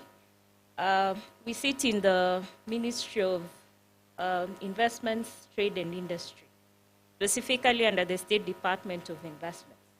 Why we are there under the State Department of Investments is to be able to de-risk and to support entrepreneurs like Aska in the room, and more of you who are here, to be able to scale up your businesses, turn your innovative ideas into actual businesses, and more so, industrialize this economy. So I'm going to quickly take you through what KDC does, so that you get an aspect of how you can actually plug in and benefit, specifically for Aska, because when you talk about financial inclusion, I have the solution. I think I'm from Nyamira. I totally understand what you're going through, challenges of where men own the land, but I think we can find a solution. So I've already explained this. KDC, we are a developmental financial institution. We're actually a successor of ICDC, what was previously known as ICDC, Tourism Finance Corporation, which was previously known as KTDC, and IDB. So our mandate is that we play a catalytic role in economic development by providing long-term financing and other financial and investment and business advisory services to investors like Aska here. So what Aska actually requires is patient capital, capital that banks, because of their nature of resourcing, may not be able to provide for her nature of business. So we come in with some sort of concessional funding to support such businesses so that then they become attractive to private sector or private financiers like now the commercial banks. So of course, NYANZA has various opportunities, and I'm glad we spotted one. So the banana industry is a sector that, or is a subsector within the agriculture that has really not been exploited. But manufacturing is what is going to transform us, value addition. And I think Aska spoke to that over 50% of the produce is actually sold raw. We get these bananas in Nairobi. My grandma sends them to me every other 2 weeks. So instead of us actually doing value addition, and I think it's a good thing that she's embarked on this, to ensure that we're able then to get more out of our produce. So we do have that opportunity here as NYANZA to be able to improve and increase our production, our manufacturing. We are not yet meeting the national average. So we, as KDC, are looking at select investments within and opportunities within these regions. So there is what we are calling the county industrial aggregation parks, which would probably work for an entrepreneur like Aska. So the county industrial aggregation parks would be having all this farm produce, and our PS here has spoken to one that they've already gone ahead to equip, which is a refrigeration system for bananas. Then entrepreneurs like Aska would have a central place where they are going ahead to get their raw materials and be able to produce. One, what this does, it removes middlemen out of this. And I'm glad a lot of these farmers are putting themselves into cooperatives. So you're finding it is the cooperatives that then would be sort of supplying or storing this produce within these county aggregation parks and able to sell. They are not selling out of desperation that my produce shelf life is a week. Therefore, by day 3, I'm more desperate. I'll sell it at whatever price. And every day that goes by, the price of my commodity keeps going down. That's what we are trying to kill, so that the farmer is able to get the right price for his produce. But equally, for an entrepreneur like Aska to be able to get the raw materials centrally in an affordable way, in that it is at one place, she does not have to have vehicles going all over Nyamira collecting bananas. So I think this is one of the opportunities we have as investors, and maybe Aska, it's something you may need to think about, setting up in a county industrial aggregation park that then helps you be where the raw materials will be. So of course, this will also take care of our fish value chains within Nyanza. I think our sugar mills, it's also the same challenges we are facing about technology, outdated technology. So I think these are opportunities as Nyanza that are actually available for us to invest as investors. So let me get to then what do we have for Aska as KDC. So as KDC, we have various products. So we invest in 2 models. We either put in equity or we put in debt, which will give us loan products. So we have various loan products. One of them is what we call project finance. So project finance would be, assuming Aska was a startup today, so she's identified that there is actually an opportunity in processing bananas. So she requires to actually set up somewhere. So she needs that warehouse. She needs the equipment. She needs working capital to actually get started. So we finance that whole value chain. It's what we are calling project finance. From where you start from construction of if you need to construct to acquisition of the equipment, to actually providing you with working capital. And if you also need vehicles, asset finance, it's all within that component. Equally, if you're looking to scale up, so if Aska, and I think she's at the stage where she needs to enhance the technology she's using so that you're then producing and looking at better economies of scale, you need to then be looking at expanding your markets. It can no longer be Kisses who are buying your wine. The wine needs to get to people in Nairobi. It probably even needs to get to Minnesota. So I think, yes. So for such an entrepreneur, I think that would be an attractive product. We also have working capital. So of course, we understand the challenges of turning around your creditors. So where you acquire these raw materials from farmers, of course, for them, it is cash. They have immediate needs. There's school fees, there's what, theirs is immediate. So of course, that doesn't work for you as a business person. So we do provide working capital to enable you to meet this, of course, your fixed costs in a business, and to also meet your immediate needs in terms of ensuring that you're acquiring your input materials into production. Then we also have asset finance. If you need to acquire motor vehicles for transportation, tractors, we do provide that. Now, the beauty about these products is that we do provide them at concessional rate of about 12% per annum, and for a period of about 10 years. So it is really patient capital, and we also give moratorium for a period of up to 24 months, depending on your business plan and your implementation program. So the other option we have, which I had Aska talking about, is that she wants an investor. We do equity. We actually are investors in Kenya Wine Agencies, that's QUAL. So we do take shares, and we take it in different forms. We either take it as ordinary share capital, or we take it as preference capital. Of course, our challenge, and why we get into your business, is to provide the patient capital. So once your business gets to the level where you're now attractive to the private sector, you can attract another investor, you're ready to float. And in fact, I think that's something that, I don't know whether, Steve, you're also training a lot of these entrepreneurs. You know, your business gets to a level where you need to exit as the investor and get value. You don't need to run, because the business goes through the business curve, and at some point it goes through a decline. It probably needs more innovation. It probably needs different thinking into it. So also as business owners, you need to get to a point where you're able to detach and actually sell your business. And that's why you see a lot of these American companies thrive. And they even come to Kenya to look for those businesses which they're buying off, especially within the fintech space. So we do get into this, but for us it's with the purpose of just de-risking you and eventually exiting. So besides that, we also offer business entrepreneurs like ASCA other advisory services. So assuming she'd want to probably expand into something different, we do feasibility studies. We also do fundraising.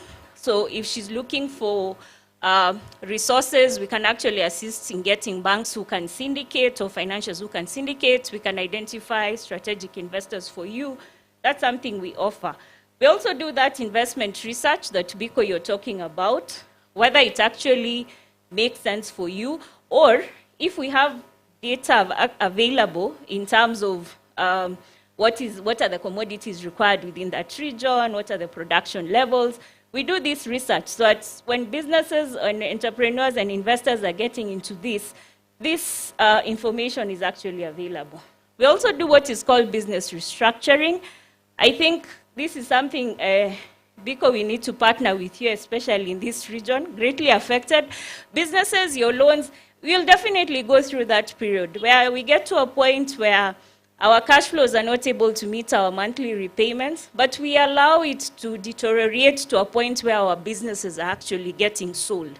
It doesn't need to get to that. We do offer the support and services of actually trying to look at your business. How can we restructure it? Does it need refinancing? Do you need to restructure your debts? Can we get your cheaper debts? What are the turnaround strategies? I think there are some clients who are working with this region, within this region, around that.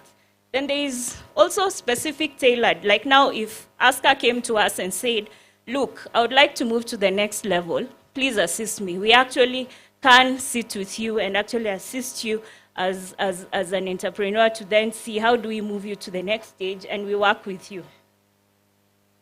So besides that, and why I said access to finance, besides access to finance, we'd also be talking about financial inclusion. We do have programs that we work with the World Bank. So one of the programs that we have is what we are calling de-risking drive. This is more or less for pastoralists, but just not for pastoralists, because the essence of this program was that it would be able to ensure we stop the loss of livestock. And why we are losing a lot of livestock, especially during the drought, is that regions like this that produce animal feeds are not able to put that together and transport it to the regions that actually require. So that connection is what this program is trying to do. So areas like this that are high producers in sunflower, I heard Homa Bay County is good in groundnuts. I mean, those are inputs into these feeds. This would be a very good facility for you. Actually, for us, we're giving it at 9.5% per annum to encourage people. And I don't know whether there's a byproduct for animals, ASCA, something you could also consider, so that you're also seeing that you're not losing anything. We're not having the 40% waste that you talked about. Then you did talk about cooperatives and SACCOs. So we have what we are calling SAFER.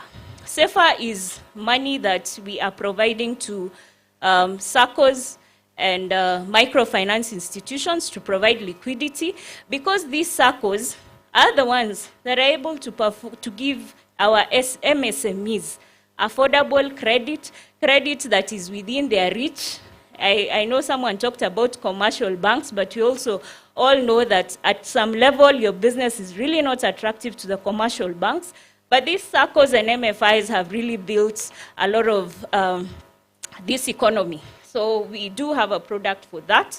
For the SACCO loans, we give them between 7 to 9% per annum for them to onward lend. And we do work with the SACCOs to ensure that they're also not going to lend to you at exorbitant rates, because they're also getting this money at an affordable rate. This, of course, we are working with my peers here, PS MSME, where the MSMEs fall, and also her counterparts, PS for cooperatives. This is where this program sits. Then we also have the Kenya Job Economic Transformation Program. So this one has a component, 3 components. My PS here will talk more about it. But the component we are implementing as KDC is what we are calling greening, and about sustainability. As we do talk about industrialization of this country, we also do not want to push manufacturing and end up not having somewhere to stay. I think our life expectancy levels needs to remain at about 75%. So we talk about sustainable manufacturing, we talk about you doing efficient manufacturing. This will be a fund that will actually support you. Then we have the Indian Exim line. So the Indian Exim line is where ASCA would actually fit in very well.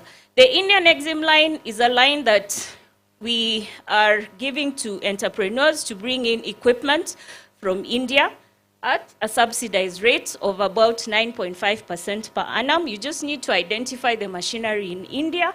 We finance up to 100% of the machinery. It has a tax exemption on VAT, so it's very attractive for an entrepreneur like you. Equally, you can actually complement it, because yesterday we got a question of, if I get the Indian Exim line and I bring in the machinery, but I still need to buy the raw material, I still need to pay for power, so we can complement it with the other products, which is the working capital. So that's why I was saying we do have the solutions for you as KDC. So those are the terms of the Indian Exim. The tenure is up to 10 years. As I said, we do have an exemption of taxes and duties on whatever machinery you're bringing from India. So ASCA, the wine, we can actually scale it up. We can actually see how to enhance your technology or production so that you're also able to produce in a cost-efficient manner and ensure that your product is reaching the market also in a price that is competitive. Because again, market penetration, I know, is something that entrepreneurs like you are really struggling with. Those would be the requirements. My people are here in the room. My team, they can actually, maybe they should stand up so that, and I think this is client number 1. We have to deal with ASCA. So that's my team. We have Judith, our head of business development. Then we have Anna in charge of communication. And we have Dan Okoth in charge of business advisory. And our lovely Emily there in business development. So this team, get hold of them today, ASCA. I am very sure we have a solution for you. So that's the process we go through. In 60 days, I believe if you are assisted to put your documentation together, you should have the money. And I think what I should also speak to is that also what we are looking at is we're in the process of acquiring a credit guarantee scheme from African Guarantee Fund, of which it's favorable to women, especially where you don't have security. So therefore, we'll just be charging you a small percentage on top for them to co-guarantee you if you don't have a security. So collateral shouldn't be a challenge. I think that's a solution we can actually find within this program. So thank you very much. We are based in Nairobi, but we have plans to see how we can extend and have an office here in Nyanza region, specifically to push development here in this region. But we are based in Uchumi House, but our applications are done online on the government e-citizen platform. We're actually available. We do come and visit the regions. You see conferences like this, we present ourselves. So those in the room that are MSMEs, because I think I had a joke that Owalo made where he said, if you throw a stone, and it's true, we have professors here. We have more professors than entrepreneurs. We want to turn into entrepreneurs. Thank you. Yeah, thank you for that presentation. I would like to open this to those in the audience so that if anybody has a comment or a question, this is the time. But before that, I want to circle back to Madam Pierce, because you talked about policy and the regulatory environment. And this late morning, that also came up. I think it's Governor Orengo who also raised it. Are there any plans to address these issues or those challenges?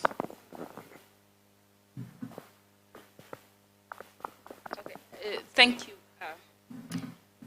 Now, the State Department, let me begin, already it's a policy framework in itself that is making sure, first of all, we recognize the existence of MSME and how critical they are in our economy, and to also looking at how do we create a conducive environment for them to grow, thrive, and of course create jobs.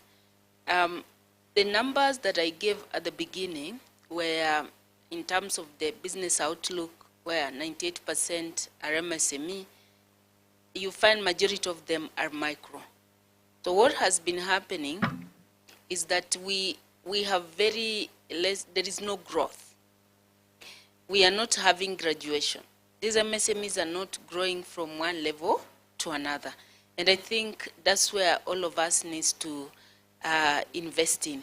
Now, one policy intervention, and I've heard everybody talk about access to finance. And of course, access to finance is one of the majorly cited challenge by any entrepreneur, be it young or women. Our lady here, Nora, talking about opportunities that they have. But the question that lingers in everybody's mind here is security required? And that's why I say, then which kind of security is required there? So we came up with Financial Inclusion Fund, the popularly known as Hustler Fund. And when we started this, many people, of course, threw a lot of stone on us, and especially on the president, saying, what can 500 shillings do? What people didn't know is that the reason why we have Hustler Fund was to try and intervene in the credit market to correct the market failure. And so what is this market failure? The single most market failure in the credit environment is the inability of the existing financial institution, or rather mainstream financing sector, to serve majority of Kenyans. So majority of Kenyans are not served, or if they are, if there is an attempt to serve them, they are underserved, and most of them are not banked. So then, but we cannot grow our economy with that. Banks today will tell you, and I know because we partner with them even on the Hustler Fund, that our settlement banks in that, the fintech, the infrastructure. But you see, they will, every year they will tell you that we have this amount of money which we've set aside to support MSME. Last year, we had an event around October, September going to October, of the banks which were showcasing how much they have financed the sector. And if I'm not wrong, it was something to do with almost 700 billion. But around there. But then I remember pulling aside one CEO who is my friend, and I said, I want you to be honest and tell me, how many micro MSMEs did you serve? They say almost zero. How many small? Almost zero. So whom did you serve? The medium. Maybe medium, who could, who are less in terms of the way they define the risk. So this one tells us that much as we have financing, yes, financing, like our friend here said, probably is not the challenge, but the challenge has always been access. So what the government has done through the Hustler Fund, we are relooking at the collateral system. The objective of Hustler Fund is to disrupt the collateral system we have in this country and come up with a new system based on our behavior. Because each one of us cannot say, I do not have a behavior. So we have introduced the Hustler Fund Credit Behavioral Rating System, where if you can be trusted with 500 shillings in business, you can equally be trusted with 1 million shillings. So we know it is a very alien concept in our society, the credit behavior, good credit rating. In some economy, you cannot purchase anything even if you had cash money. They will always ask you about your credit rating. And we feel we've provided a platform as you borrow that 500 shillings and you repay. First of all, we establish your credit profile because most of those people, they had no opportunities to demonstrate their credit worthiness, their credit history cannot be traced. The bankers in this room will tell you, for them to implement the risk-based financing, they will always need data about you. But most of our people, because nobody has attempted to support them, there is no data. They have what the bankers here call the thin file. So if you have a thin file, you cannot be assessed. There's no opportunity to determine whether even to assess your willingness to borrow and pay, or even your ability to pay. So then we introduced this. And when we were doing this, what really informed this, number one, well, when we went across the country during the election campaign, and we were having this grassroots economic conversation with the Mama Mbogas, borders, and those people, they told us, and they told the president, then of course DP, that if you happen to become the president, one of the areas we want you to help us is to relook at the cost of credit in this country. Because the mainstream financing sector are not serving us. And because they're not serving us, we have the so-called the predators. There are lending predators who have come up and are charging us exorbitant rates. For example, let me give you an example. You go to a market like here in Kondele, you'll always find those people who deal in money are there because knowing someone through your networks in the market, someone will give you 1,000 bob in the morning and you leave your ID. And say in the evening you need to return back with another 100 shillings on top. If you are to calculate how much interest rate is that? 10%, right? So if you're doing that every day, you imagine 360 days, how much interest rates? What is the cost of that credit? So now I want you to look at it this way.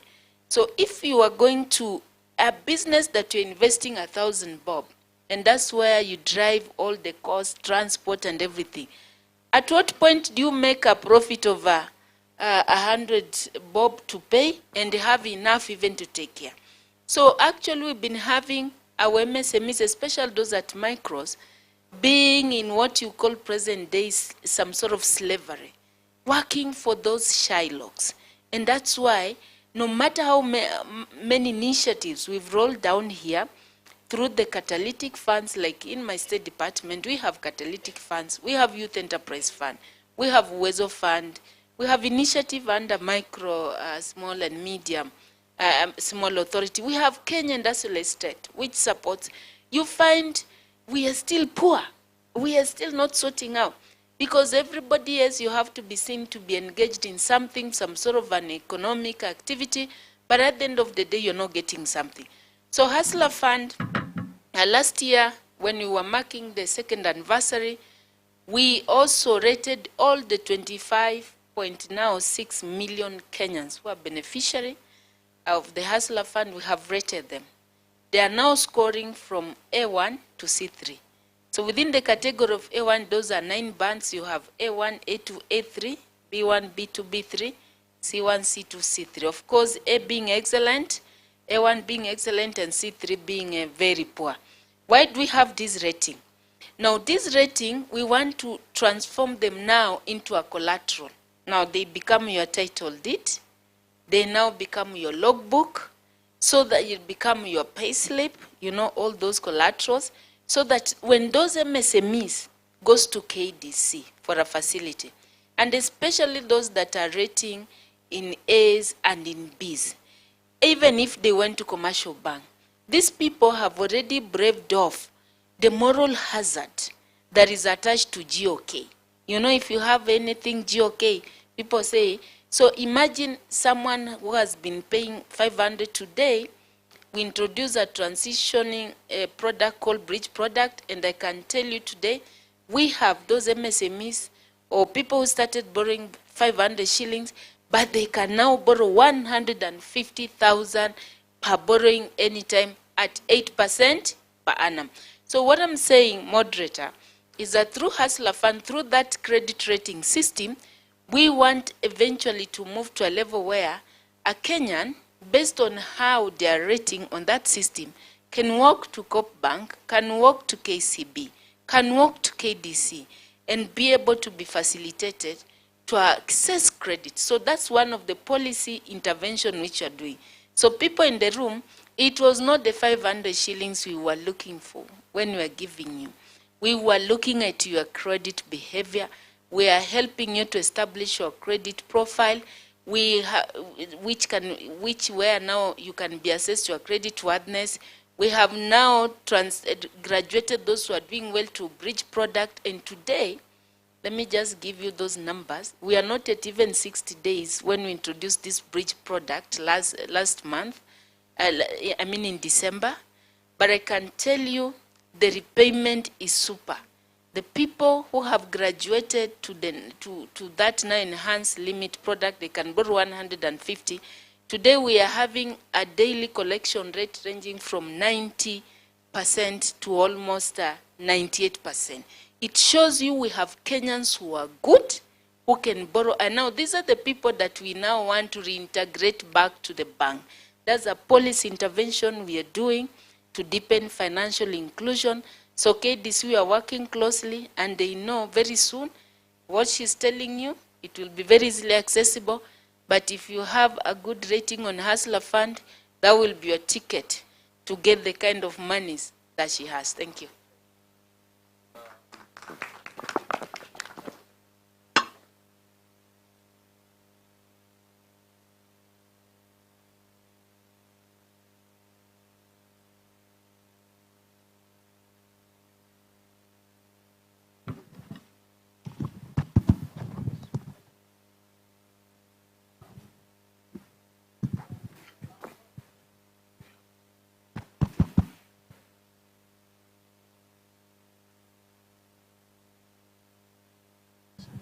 All right. I think we need a roving mic in the audience.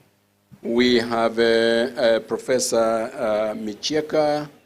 His hand is up. Yes. Okay, I see 3 hands. Let me see how many I want to have an idea. 4. Okay, do we have a roving mic?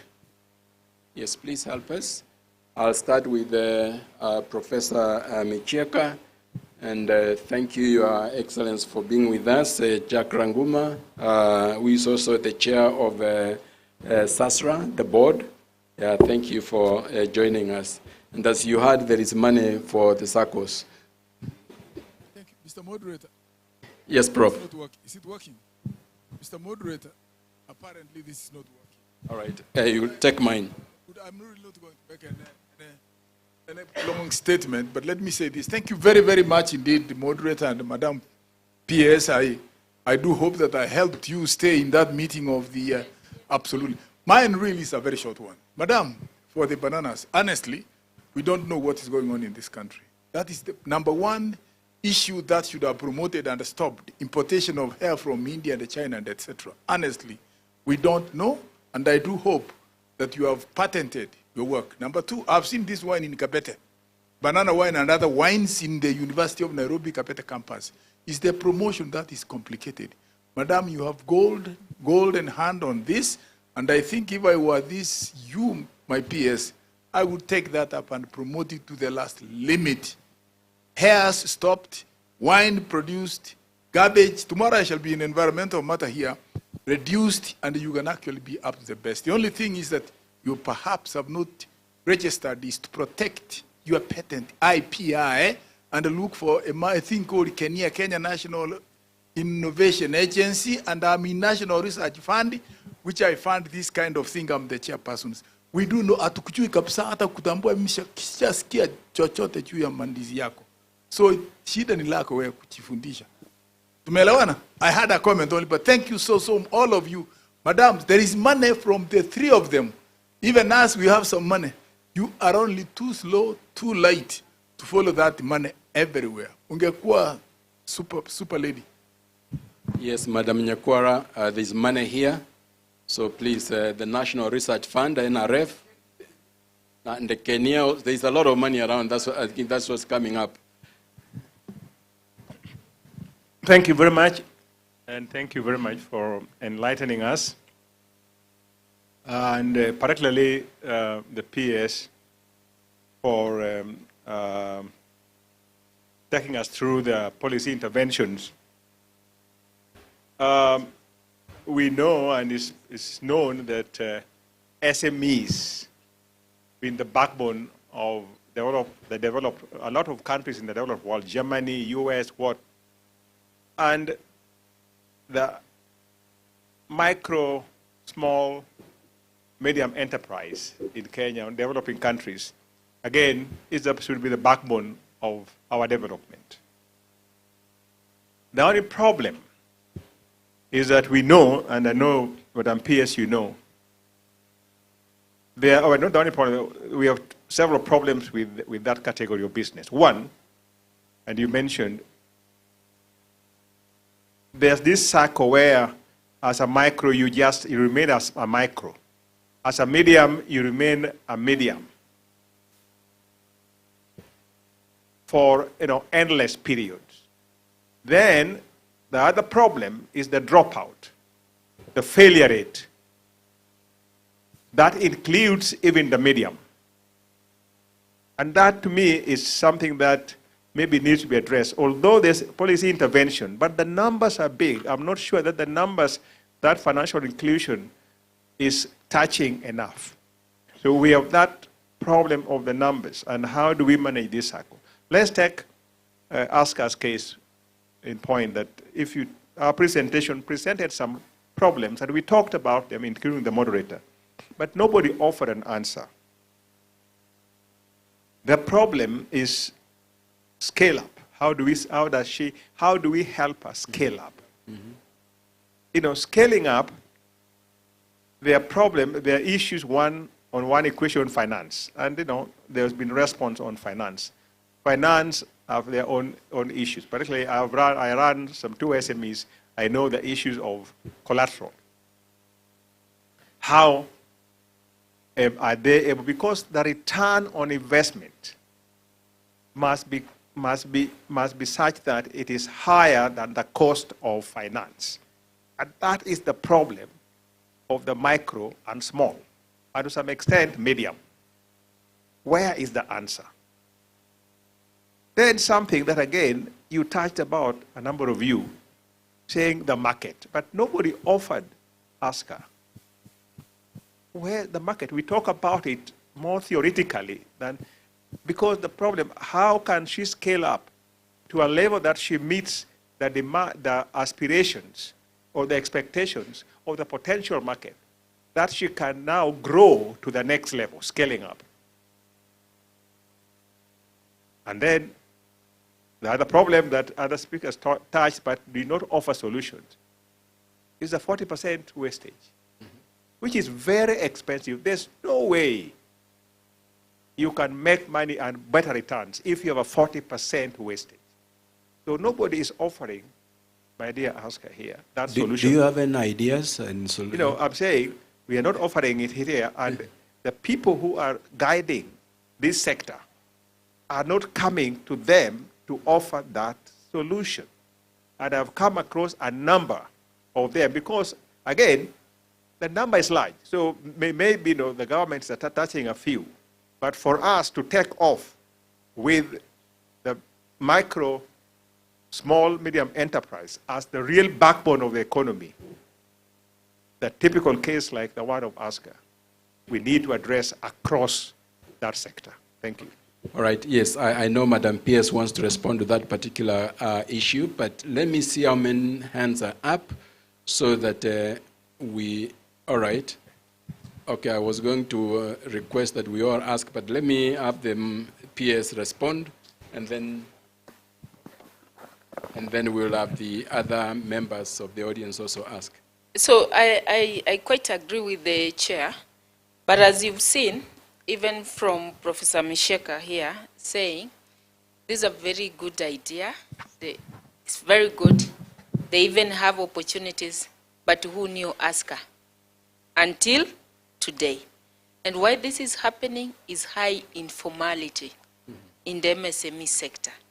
And you know, many a times when we promote, when we encourage enterprises to formalize, people think it's about taxation. It's never about taxation. It's about also being supported. Yes. Absolutely. So what we're doing now, we have a very robust program on formalization. I have an agency which is dedicated on formalizing MSCs. Now, they're not even moving to me. By the time, of course, you hit medium, we're almost formalized. Micro Small Enterprise Authority is there to work with business, and it's the one actually who put up the Kiamukama, the cold storage, to support farmers. So maybe we just need to increase our efforts, but I believe we need to create visibility of these MSMEs. We need to intensify programs, like you say, so that then they can know we have opportunities. We have Uwezo Enterprise Fund, for example, an enterprise fund. And we are in each and every constituency. And the member of parliament in that constituency is the patron. And the Uwezo Fund has been there for more than 9 years, right? We even have the chair of Uwezo Fund. Kindly just stand up so that people can see you. This lady, she's also a young lady. She's the chairperson of Uwezo Fund. And there, we do, I call them the kindergarten, in terms of just inculcating the culture of entrepreneurship. So if you come together, a group of women, and maybe now what can support ASCA, I know you're also doing contract farming. So you put together those women. They can get loan from 100,000 to about 500,000. This can enable them to access farm inputs that will enable them, you know. Then for ASCA, even before you think of KDC, I want to offer you a solution. We have Kenya Industrial Estate. Kenya Industrial Estate has been there, and it's as old as Kenya, because it was there right at the independence, and the reason why it was set up to give leverage, to give, some sort of leverage to the Kenyans, the African Kenyans, so that they can crowd into the manufacturing space. Since its inception, the interest rate has always been 10% per annum. And it's supposed to, it was set up to promote rural industrialization. What she's doing is akin to rural industrialization. So they give facilities up to 20 million, depending on what you're doing. These are the sum of opportunities, and that's also patient capital, which can help you. And especially they like working with MSMEs who are touching the manufacturing sector. Because you see right now we have a challenge with our manufacturing. It came down from almost 10% to now 7%, but we have aspiration as a country to push it to almost 20% by 2030. But who will grow? The likes of ASCA have to scale up and grow. So we already have those facilities. It's just to create visibility, create networks, and I want to challenge the banks. I know cooperative, you've been my friend, just stand up so that they know that we work together. We are working together, cooperative. I don't know if KCB is here. Thank you so much. But I want to say this. We are now asking even commercial banks that your business should not just be about credit lines. You need to go beyond and also venture into market. He talked about market. You need to nurture your customers. You need to enable your customers to serve you because they are your strategic partners. So you must also devote some sort of resources in developing markets for your business client to access be it export market. Today as we speak, the African Free Continental Trade Area has now put in place, has actualized the protocol on youth and women in trade. Of course, you know, we are promoting intra-Africa trade. Last year in November, we presided over the first shipment of Kenyan manufacturers to EAC region. We were in Zambia, we were to DRC, and to South Sudan. Why are we saying this? There is a huge market there, and even where your wine and Kenyan products which are manufactured locally, supported by, some are being financed by KDC, some by KI, there's quite a lot. So what we are saying, there's an opportunity for market. Okay. Yes.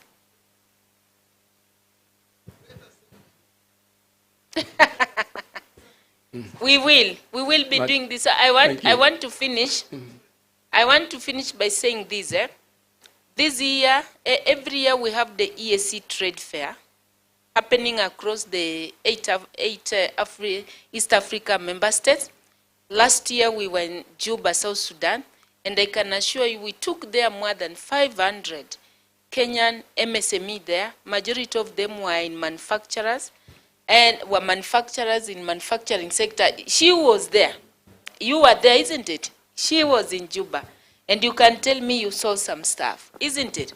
Now, this year, it will be Kenyan's turn to host. So around October, beginning of October or mid-October, this is very important information. And by the every time we've had MSMEs from Kisumu here, we've had MSMEs, so many, even from Nyamira. I meet people from Nyamira, from Kisii going there. So it's not that we don't have people who are going to those opportunities, only that we need also to scale up. So this year we'll be hosting, the 8 member states will be converging here in Kenya.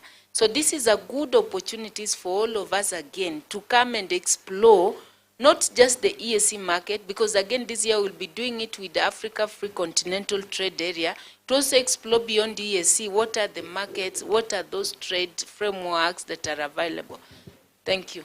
Thank you, Madam PS. I am worried about time. We are actually eating now into overtime. There were 4 hands that went up. I would like to take 2 at a go, and please be brief. Maybe I should take all the 4 questions, and then I will allow them to respond, the panelists. So, roving mic. I'll start with Professor Abudo, VC, Masai Mara. Please ask your question, and then we pass on the mic so that we capture all the questions. Thank you very much, moderator. Thank you very much, moderator. Thank you. The panelists, I came a little late, and I've listened to you people. And I think somebody said something in the morning that we are talking to ourselves. We are talking to ourselves, moderator, because the right people who should be here, the youth, where are they? Where are the youths? Because the youths are the future of this nation. I am a professor in the university, and I want to urge Madam KDC, Madam PS, very wonderful ideas, but the right people are not hearing. They are not for me and Professor Michieka here. No, they are for the young people. How do we get this information reach the youth, particularly in the universities? That's where we need financial literacy for the youths. That's where we need to add them that knowledge that when they get out with their degrees, then they can be entrepreneurs. If we don't reach the youth, then we are talking to ourselves. Thank you, moderator. All right, thank you, Prof. So the Cooperative University of Kenya, you are most welcome. Masai Mara, you are most welcome. Professor Tharaka University, the Chancellor is here, you are most welcome. Yes. Good afternoon. Thank you so much to the panelists. My name is Emma, I'm from Homa Bay. My question is there a place where we can get the market research data or the consumer behavior trends to start with, either at a national level or at the county level or whichever level? Because you realize for one to be effective, or even take the risk of coming for the money that is available at whatever level, you need to have a conviction that the data that you are finding and which you are relying on can help you take the risk for whatever business initiative, and probably it will be able to generate demand. All right, thank you. So market research data and consumer behavior data, I will request Biko to respond to that when the time comes. Yes, next.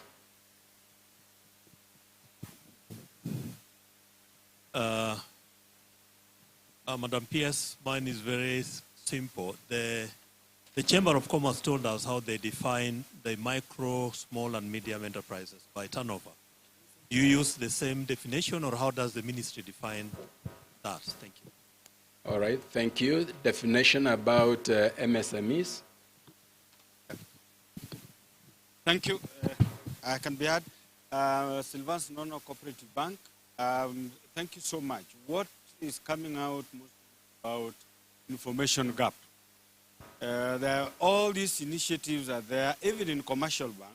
Actually, we have quite a number of initiatives, including those financial packages that are meant for people or those startups that are not able necessarily to provide the securities we are about. Some of them is even talking about what do you have in terms of stocks that you can take, what do you have in terms of households, it's information. My proposal, and taking from Madam Pierre's challenge to us, how do we coordinate all these, disjointed initiatives within the banks, the government, other initiatives, so that we work together? Talking about then going to the universities or to the youth groups through WESO Fund, how can government help coordinate us, all of us, so that if it is through WESO Fund, for instance, as you go talking to your institute, to the youth groups or the committees, you actually invite your banking partners and the KEDC to talk to them together. All right, thank you. The VCs have also helped us, please incorporate us, but critical is about who are we targeting and are they getting the information, or it is just here with us. Thank you. So I hear you would like us to do stakeholder mapping. Hello. Yeah, please make it brief yes. Because we are really running short of time. Okay. And then we'll take the last one and then I'll ask them to respond. Good. My name is Philip Pandey, the Executive Director, Corporate Career Academy. And we work with young people both in school and out of school. What we are trying to do is to answer the question on what makes young people entrepreneurial and employable.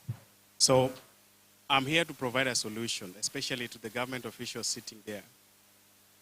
The information gap can be bridged in this manner. For quite some time, I've served as the technical lead for Generations Unlimited 2, which is supported by UNICEF. Part of the project is trying to support youth-led and women-led startups from across the country, identifying young businesses, formalizing them, supporting them to get capital and mentors to work with them. Some of the most successful stories are from here, Kisumu, Turkana, and Nairobi. And this is what we are doing. We are providing a platform for you. As we go around institutions, as we go around innovation hubs, come partner with us and we'll show you SMEs, youth-led organizations, and youth-led startups that are needing your capital and needing your support. Because government is not going out to people. We are waiting for young people or women to come to our organizations or our offices, which they actually fear or actually they know would not find support in. So we provide a platform for you, especially KDC and the micro finances or affirmative action funds that are looking for young people to support. Thank you. There is a solution. Yeah, we'll pick that up. Yes, our last question. Good evening.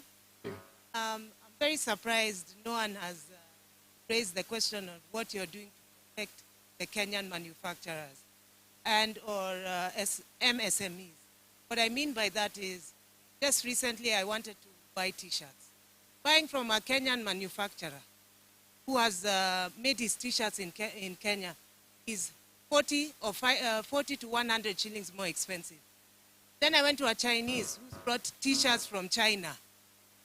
He's at 200 shillings. All right. What are we doing to protect us as Kenyan manufacturers? Thank you. That's a question on patent protection. I will have, and I think Prof. Micheko also raised that earlier. So I will ask any of the panelists to respond. I think the issue of market research data and consumer behavior, including information, perhaps I will request BICO to respond, and then issues of definition and information gap, patent protection, perhaps I'll request the PS to respond, and then we'll bring it to a close. Okay, thank you so much. Excuse, please. I think the moderator was looking at only one side. Wait, Please. you're taking over. Please sit down. Please sit down. Thank you. Yes, I have response. Okay, thank you so much, and a very interactive session, especially from the floor. When we talk about market research and consumer behavior, that's a very, very critical area. I want to give you a simple example. For example, most of us here at this level, we do maybe go to shop at the supermarkets. When you go there, they give you a card called loyalty card. It is a tool for analyzing the trends. For example, Madam VC, what do you usually like to purchase?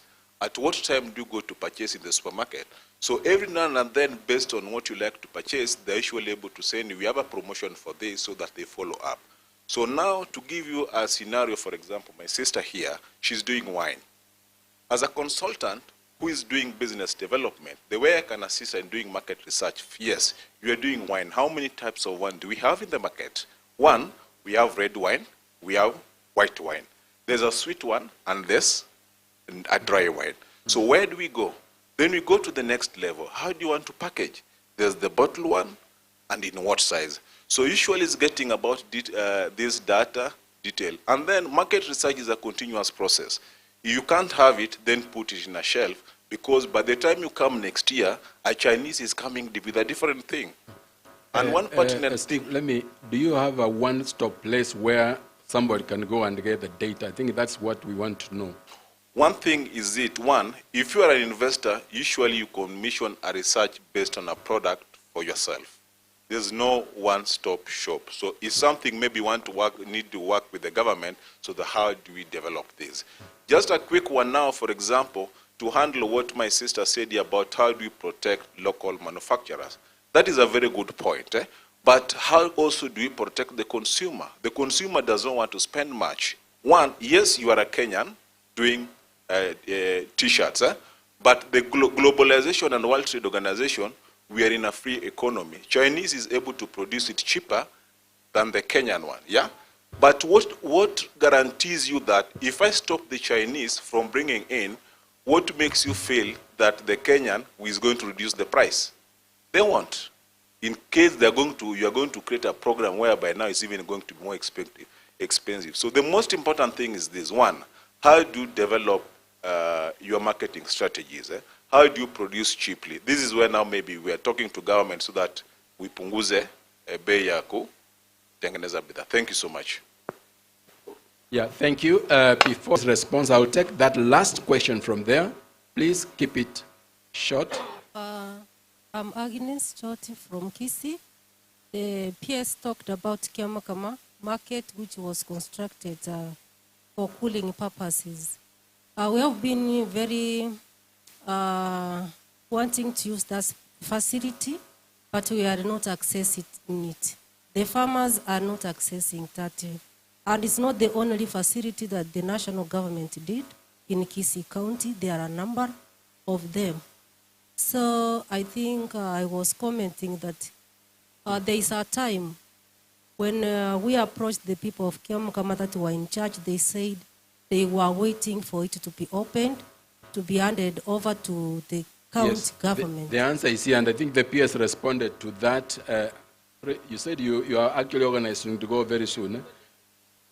Okay. Yeah. So the issue is when do we access Kiamukama cooling facility? So I think that's a question. I will ask the PS and perhaps Madam Ratemo to also respond.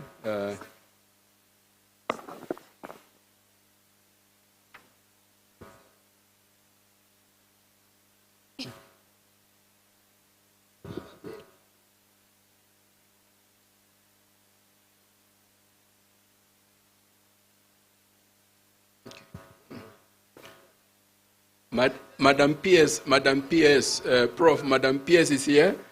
We have offers the facilities, one at Masai Mara, one at Cooperative University and at your university. So the facilities are there. So at Tharaka University, yes. Thank you. Let me begin with that. I want to assure you that we have been thinking of a program, and we said this, we even had a discussion. Remember, there's usually the annual deans of student meetings that happen, and I've attended twice now, and I had suggested that we see how I get a session, or my ministry get a session with you people, so that we see how do we mainstream entrepreneurship, practical entrepreneurship, even in your curriculum. So maybe I will reach out to you through your leadership to meet all the VCs and all those that are concerned. So then in our own forum, to see how we roll out this program, because it's very important. Why moderator, you're looking at time, but anytime we talk about MSME, you can see it gains a lot of interest, is because we are now elevating it to a primary sector. Because just the same way you talk about health, education, and agriculture, I think we need also to elevate MSME, because it's now, after you've gained knowledge, where do you go? How do you create your own job? It's through MSME. So we are working on that. On the private sector, quickly, there was a question on how do we work together. The good news is that my ministry, or of course rather the government, we have started, we have a joint forum, which is the public-private sector MSME roundtable.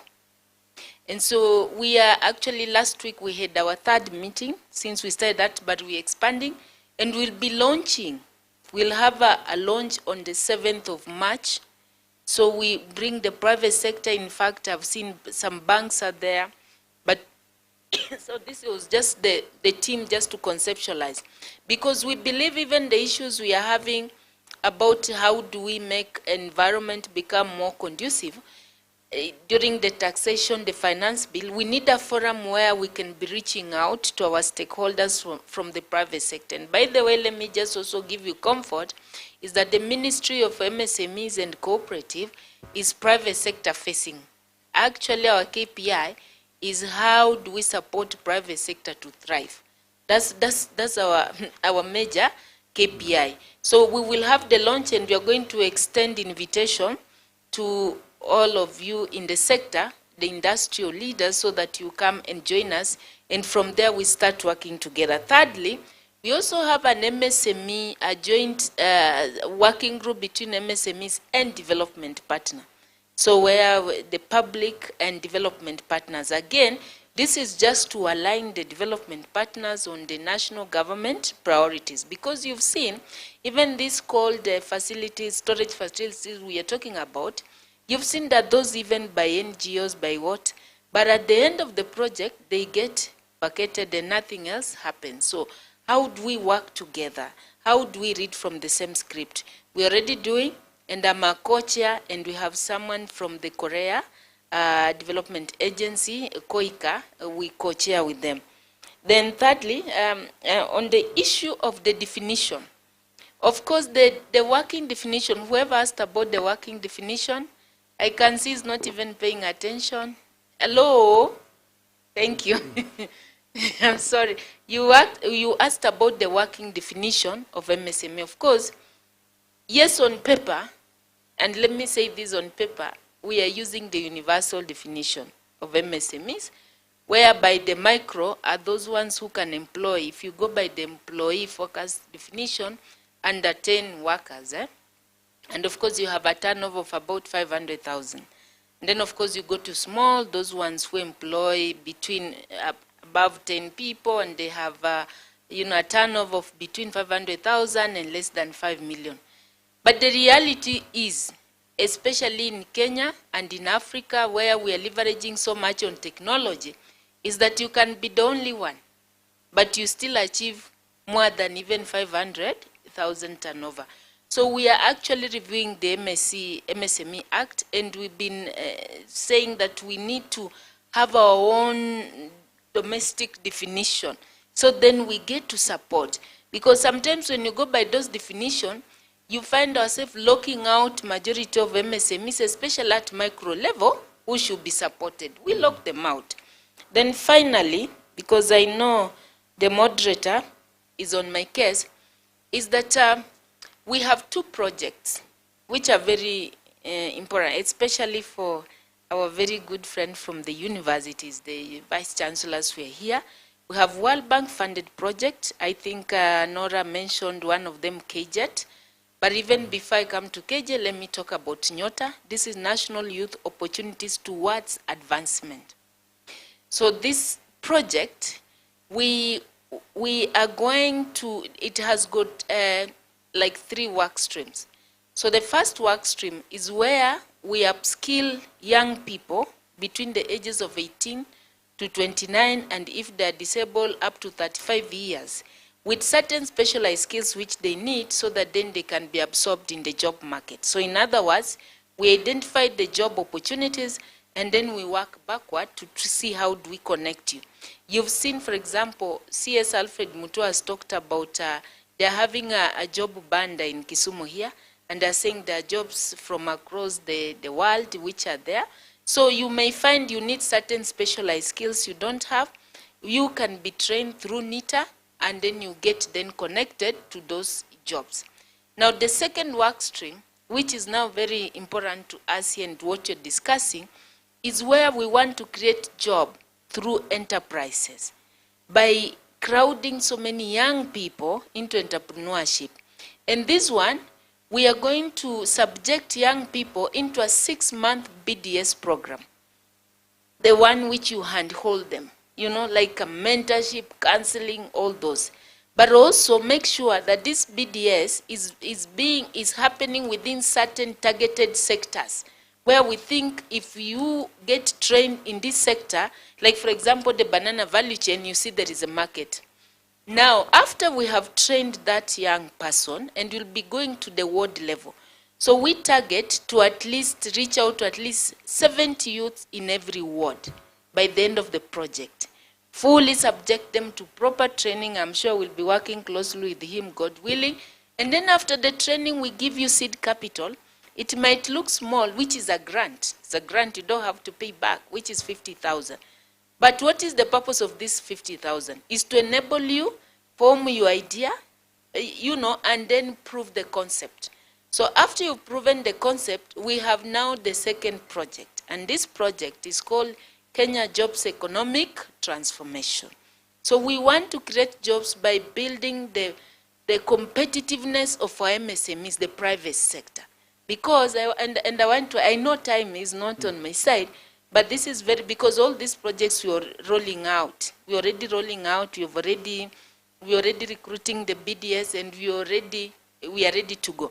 So this KJET, what will happen is that you have an enterprise which probably it could be owned by an elderly person, but then you have employed young people. You can still, you can still come forward, we finance you. Maybe you need machineries, like herself, she needs to scale up, she needs machinery. So we put in 70% in co-financing, you put in 30%, and then you're able to achieve that. We think this facility can help us then to implement the count aggregation and industrial parks that we are having all over. Because you need local investors to go in there, but they may not have manufacturing facilities. So that project is there. It's being implemented through my agents, Micro Small Enterprise Authority. The one I said, they also support with formalization. So maybe you need also to make sure that you can visit our office. MSEA is in every county. Even in Kisumu here, we have the regional office. And I can say, MSEA, you are there, just stand up. I can see you are just raising your hand. They need to know you. Because these two projects are youth-facing and aimed at building the competitiveness of the private sector. Moderator, maybe you'll need to appreciate, why are we doing this? We think that these projects will give us a pipeline through which we will enable young people to support us in creating jobs for themselves. The difference between Kenya and South Korea, and the professor you can agree with me, is that we are almost same age in terms of the economy, because we started almost at the same time. In terms of population, we have almost a similar population size. But we are world apart when it comes to the number of enterprises count, which can create at least 5 jobs and above. They are at over 500, almost 550,000 enterprises with those such capacity. We are lagging behind at 75,000. So how do you create jobs for young people? So that's why these 2 projects are coming to help us, and we are going to apply the cottage model, the cottage industry. And I want someone ask me about how do we protect manufacturers. Madam PS, sorry to cut you short, but I think we really need to bring this to a close. So if you could summarize. Okay, but next time when you invite me, you give me time, or you don't invite me, because then, you know, I always say, if you invite me, if you don't want me to talk then don't put me in the panel. At least I also have my own minimum, isn't it? But now, because I'm here, I will be somewhere in Northeastern talking to MSME there. But because I've spent my time to be here, because not every day that we meet, isn't it? We can decide to stay a little bit longer so that we get knowledge, isn't it, Professor? At least I was properly schooled by Professor. So, moderator, you are out of order. So someone asked about manufacturing, and it's very important, because otherwise then why are we having these conferences? So how we are supporting, why the cost is very high, is because of, one, the cost of setting up and the cost of machinery. And we cannot compete with those people who are producing mass production, isn't it? So what we are doing, we are now investing more in common user facilities. You don't need to have machinery to produce. We can aggregate ourselves. If you are in the same production line, all that you need is to see where can you access that machinery and move in there and do your work. You'll save a lot. So that's one way of making sure that the cost of production, the local manufactured goods, then comes down. Otherwise, thank you very much. Moderator, I want to say I'm sorry, but next time don't invite me and put me on a panel, because I'll have my time. Thank you. Yeah, thank you. Let's all appreciate the panelists. Thank you for your information, very informative. We really do appreciate your time. Madam PS, I'm sorry, I didn't want to cut you short, but we really appreciate that you spent time to come to be with us, and for the information that you have provided that is very informative. And as the VCs have said, the young people at the universities are waiting for you to come and interact with them, and I am sure they will be benefit a great deal from the information that you provide. So let's all appreciate the panelists, and I would like to then, I think there is a photo, yes. Yeah, and then I'll ask Michael Monari to offer some gifts. Thank you. Thank you.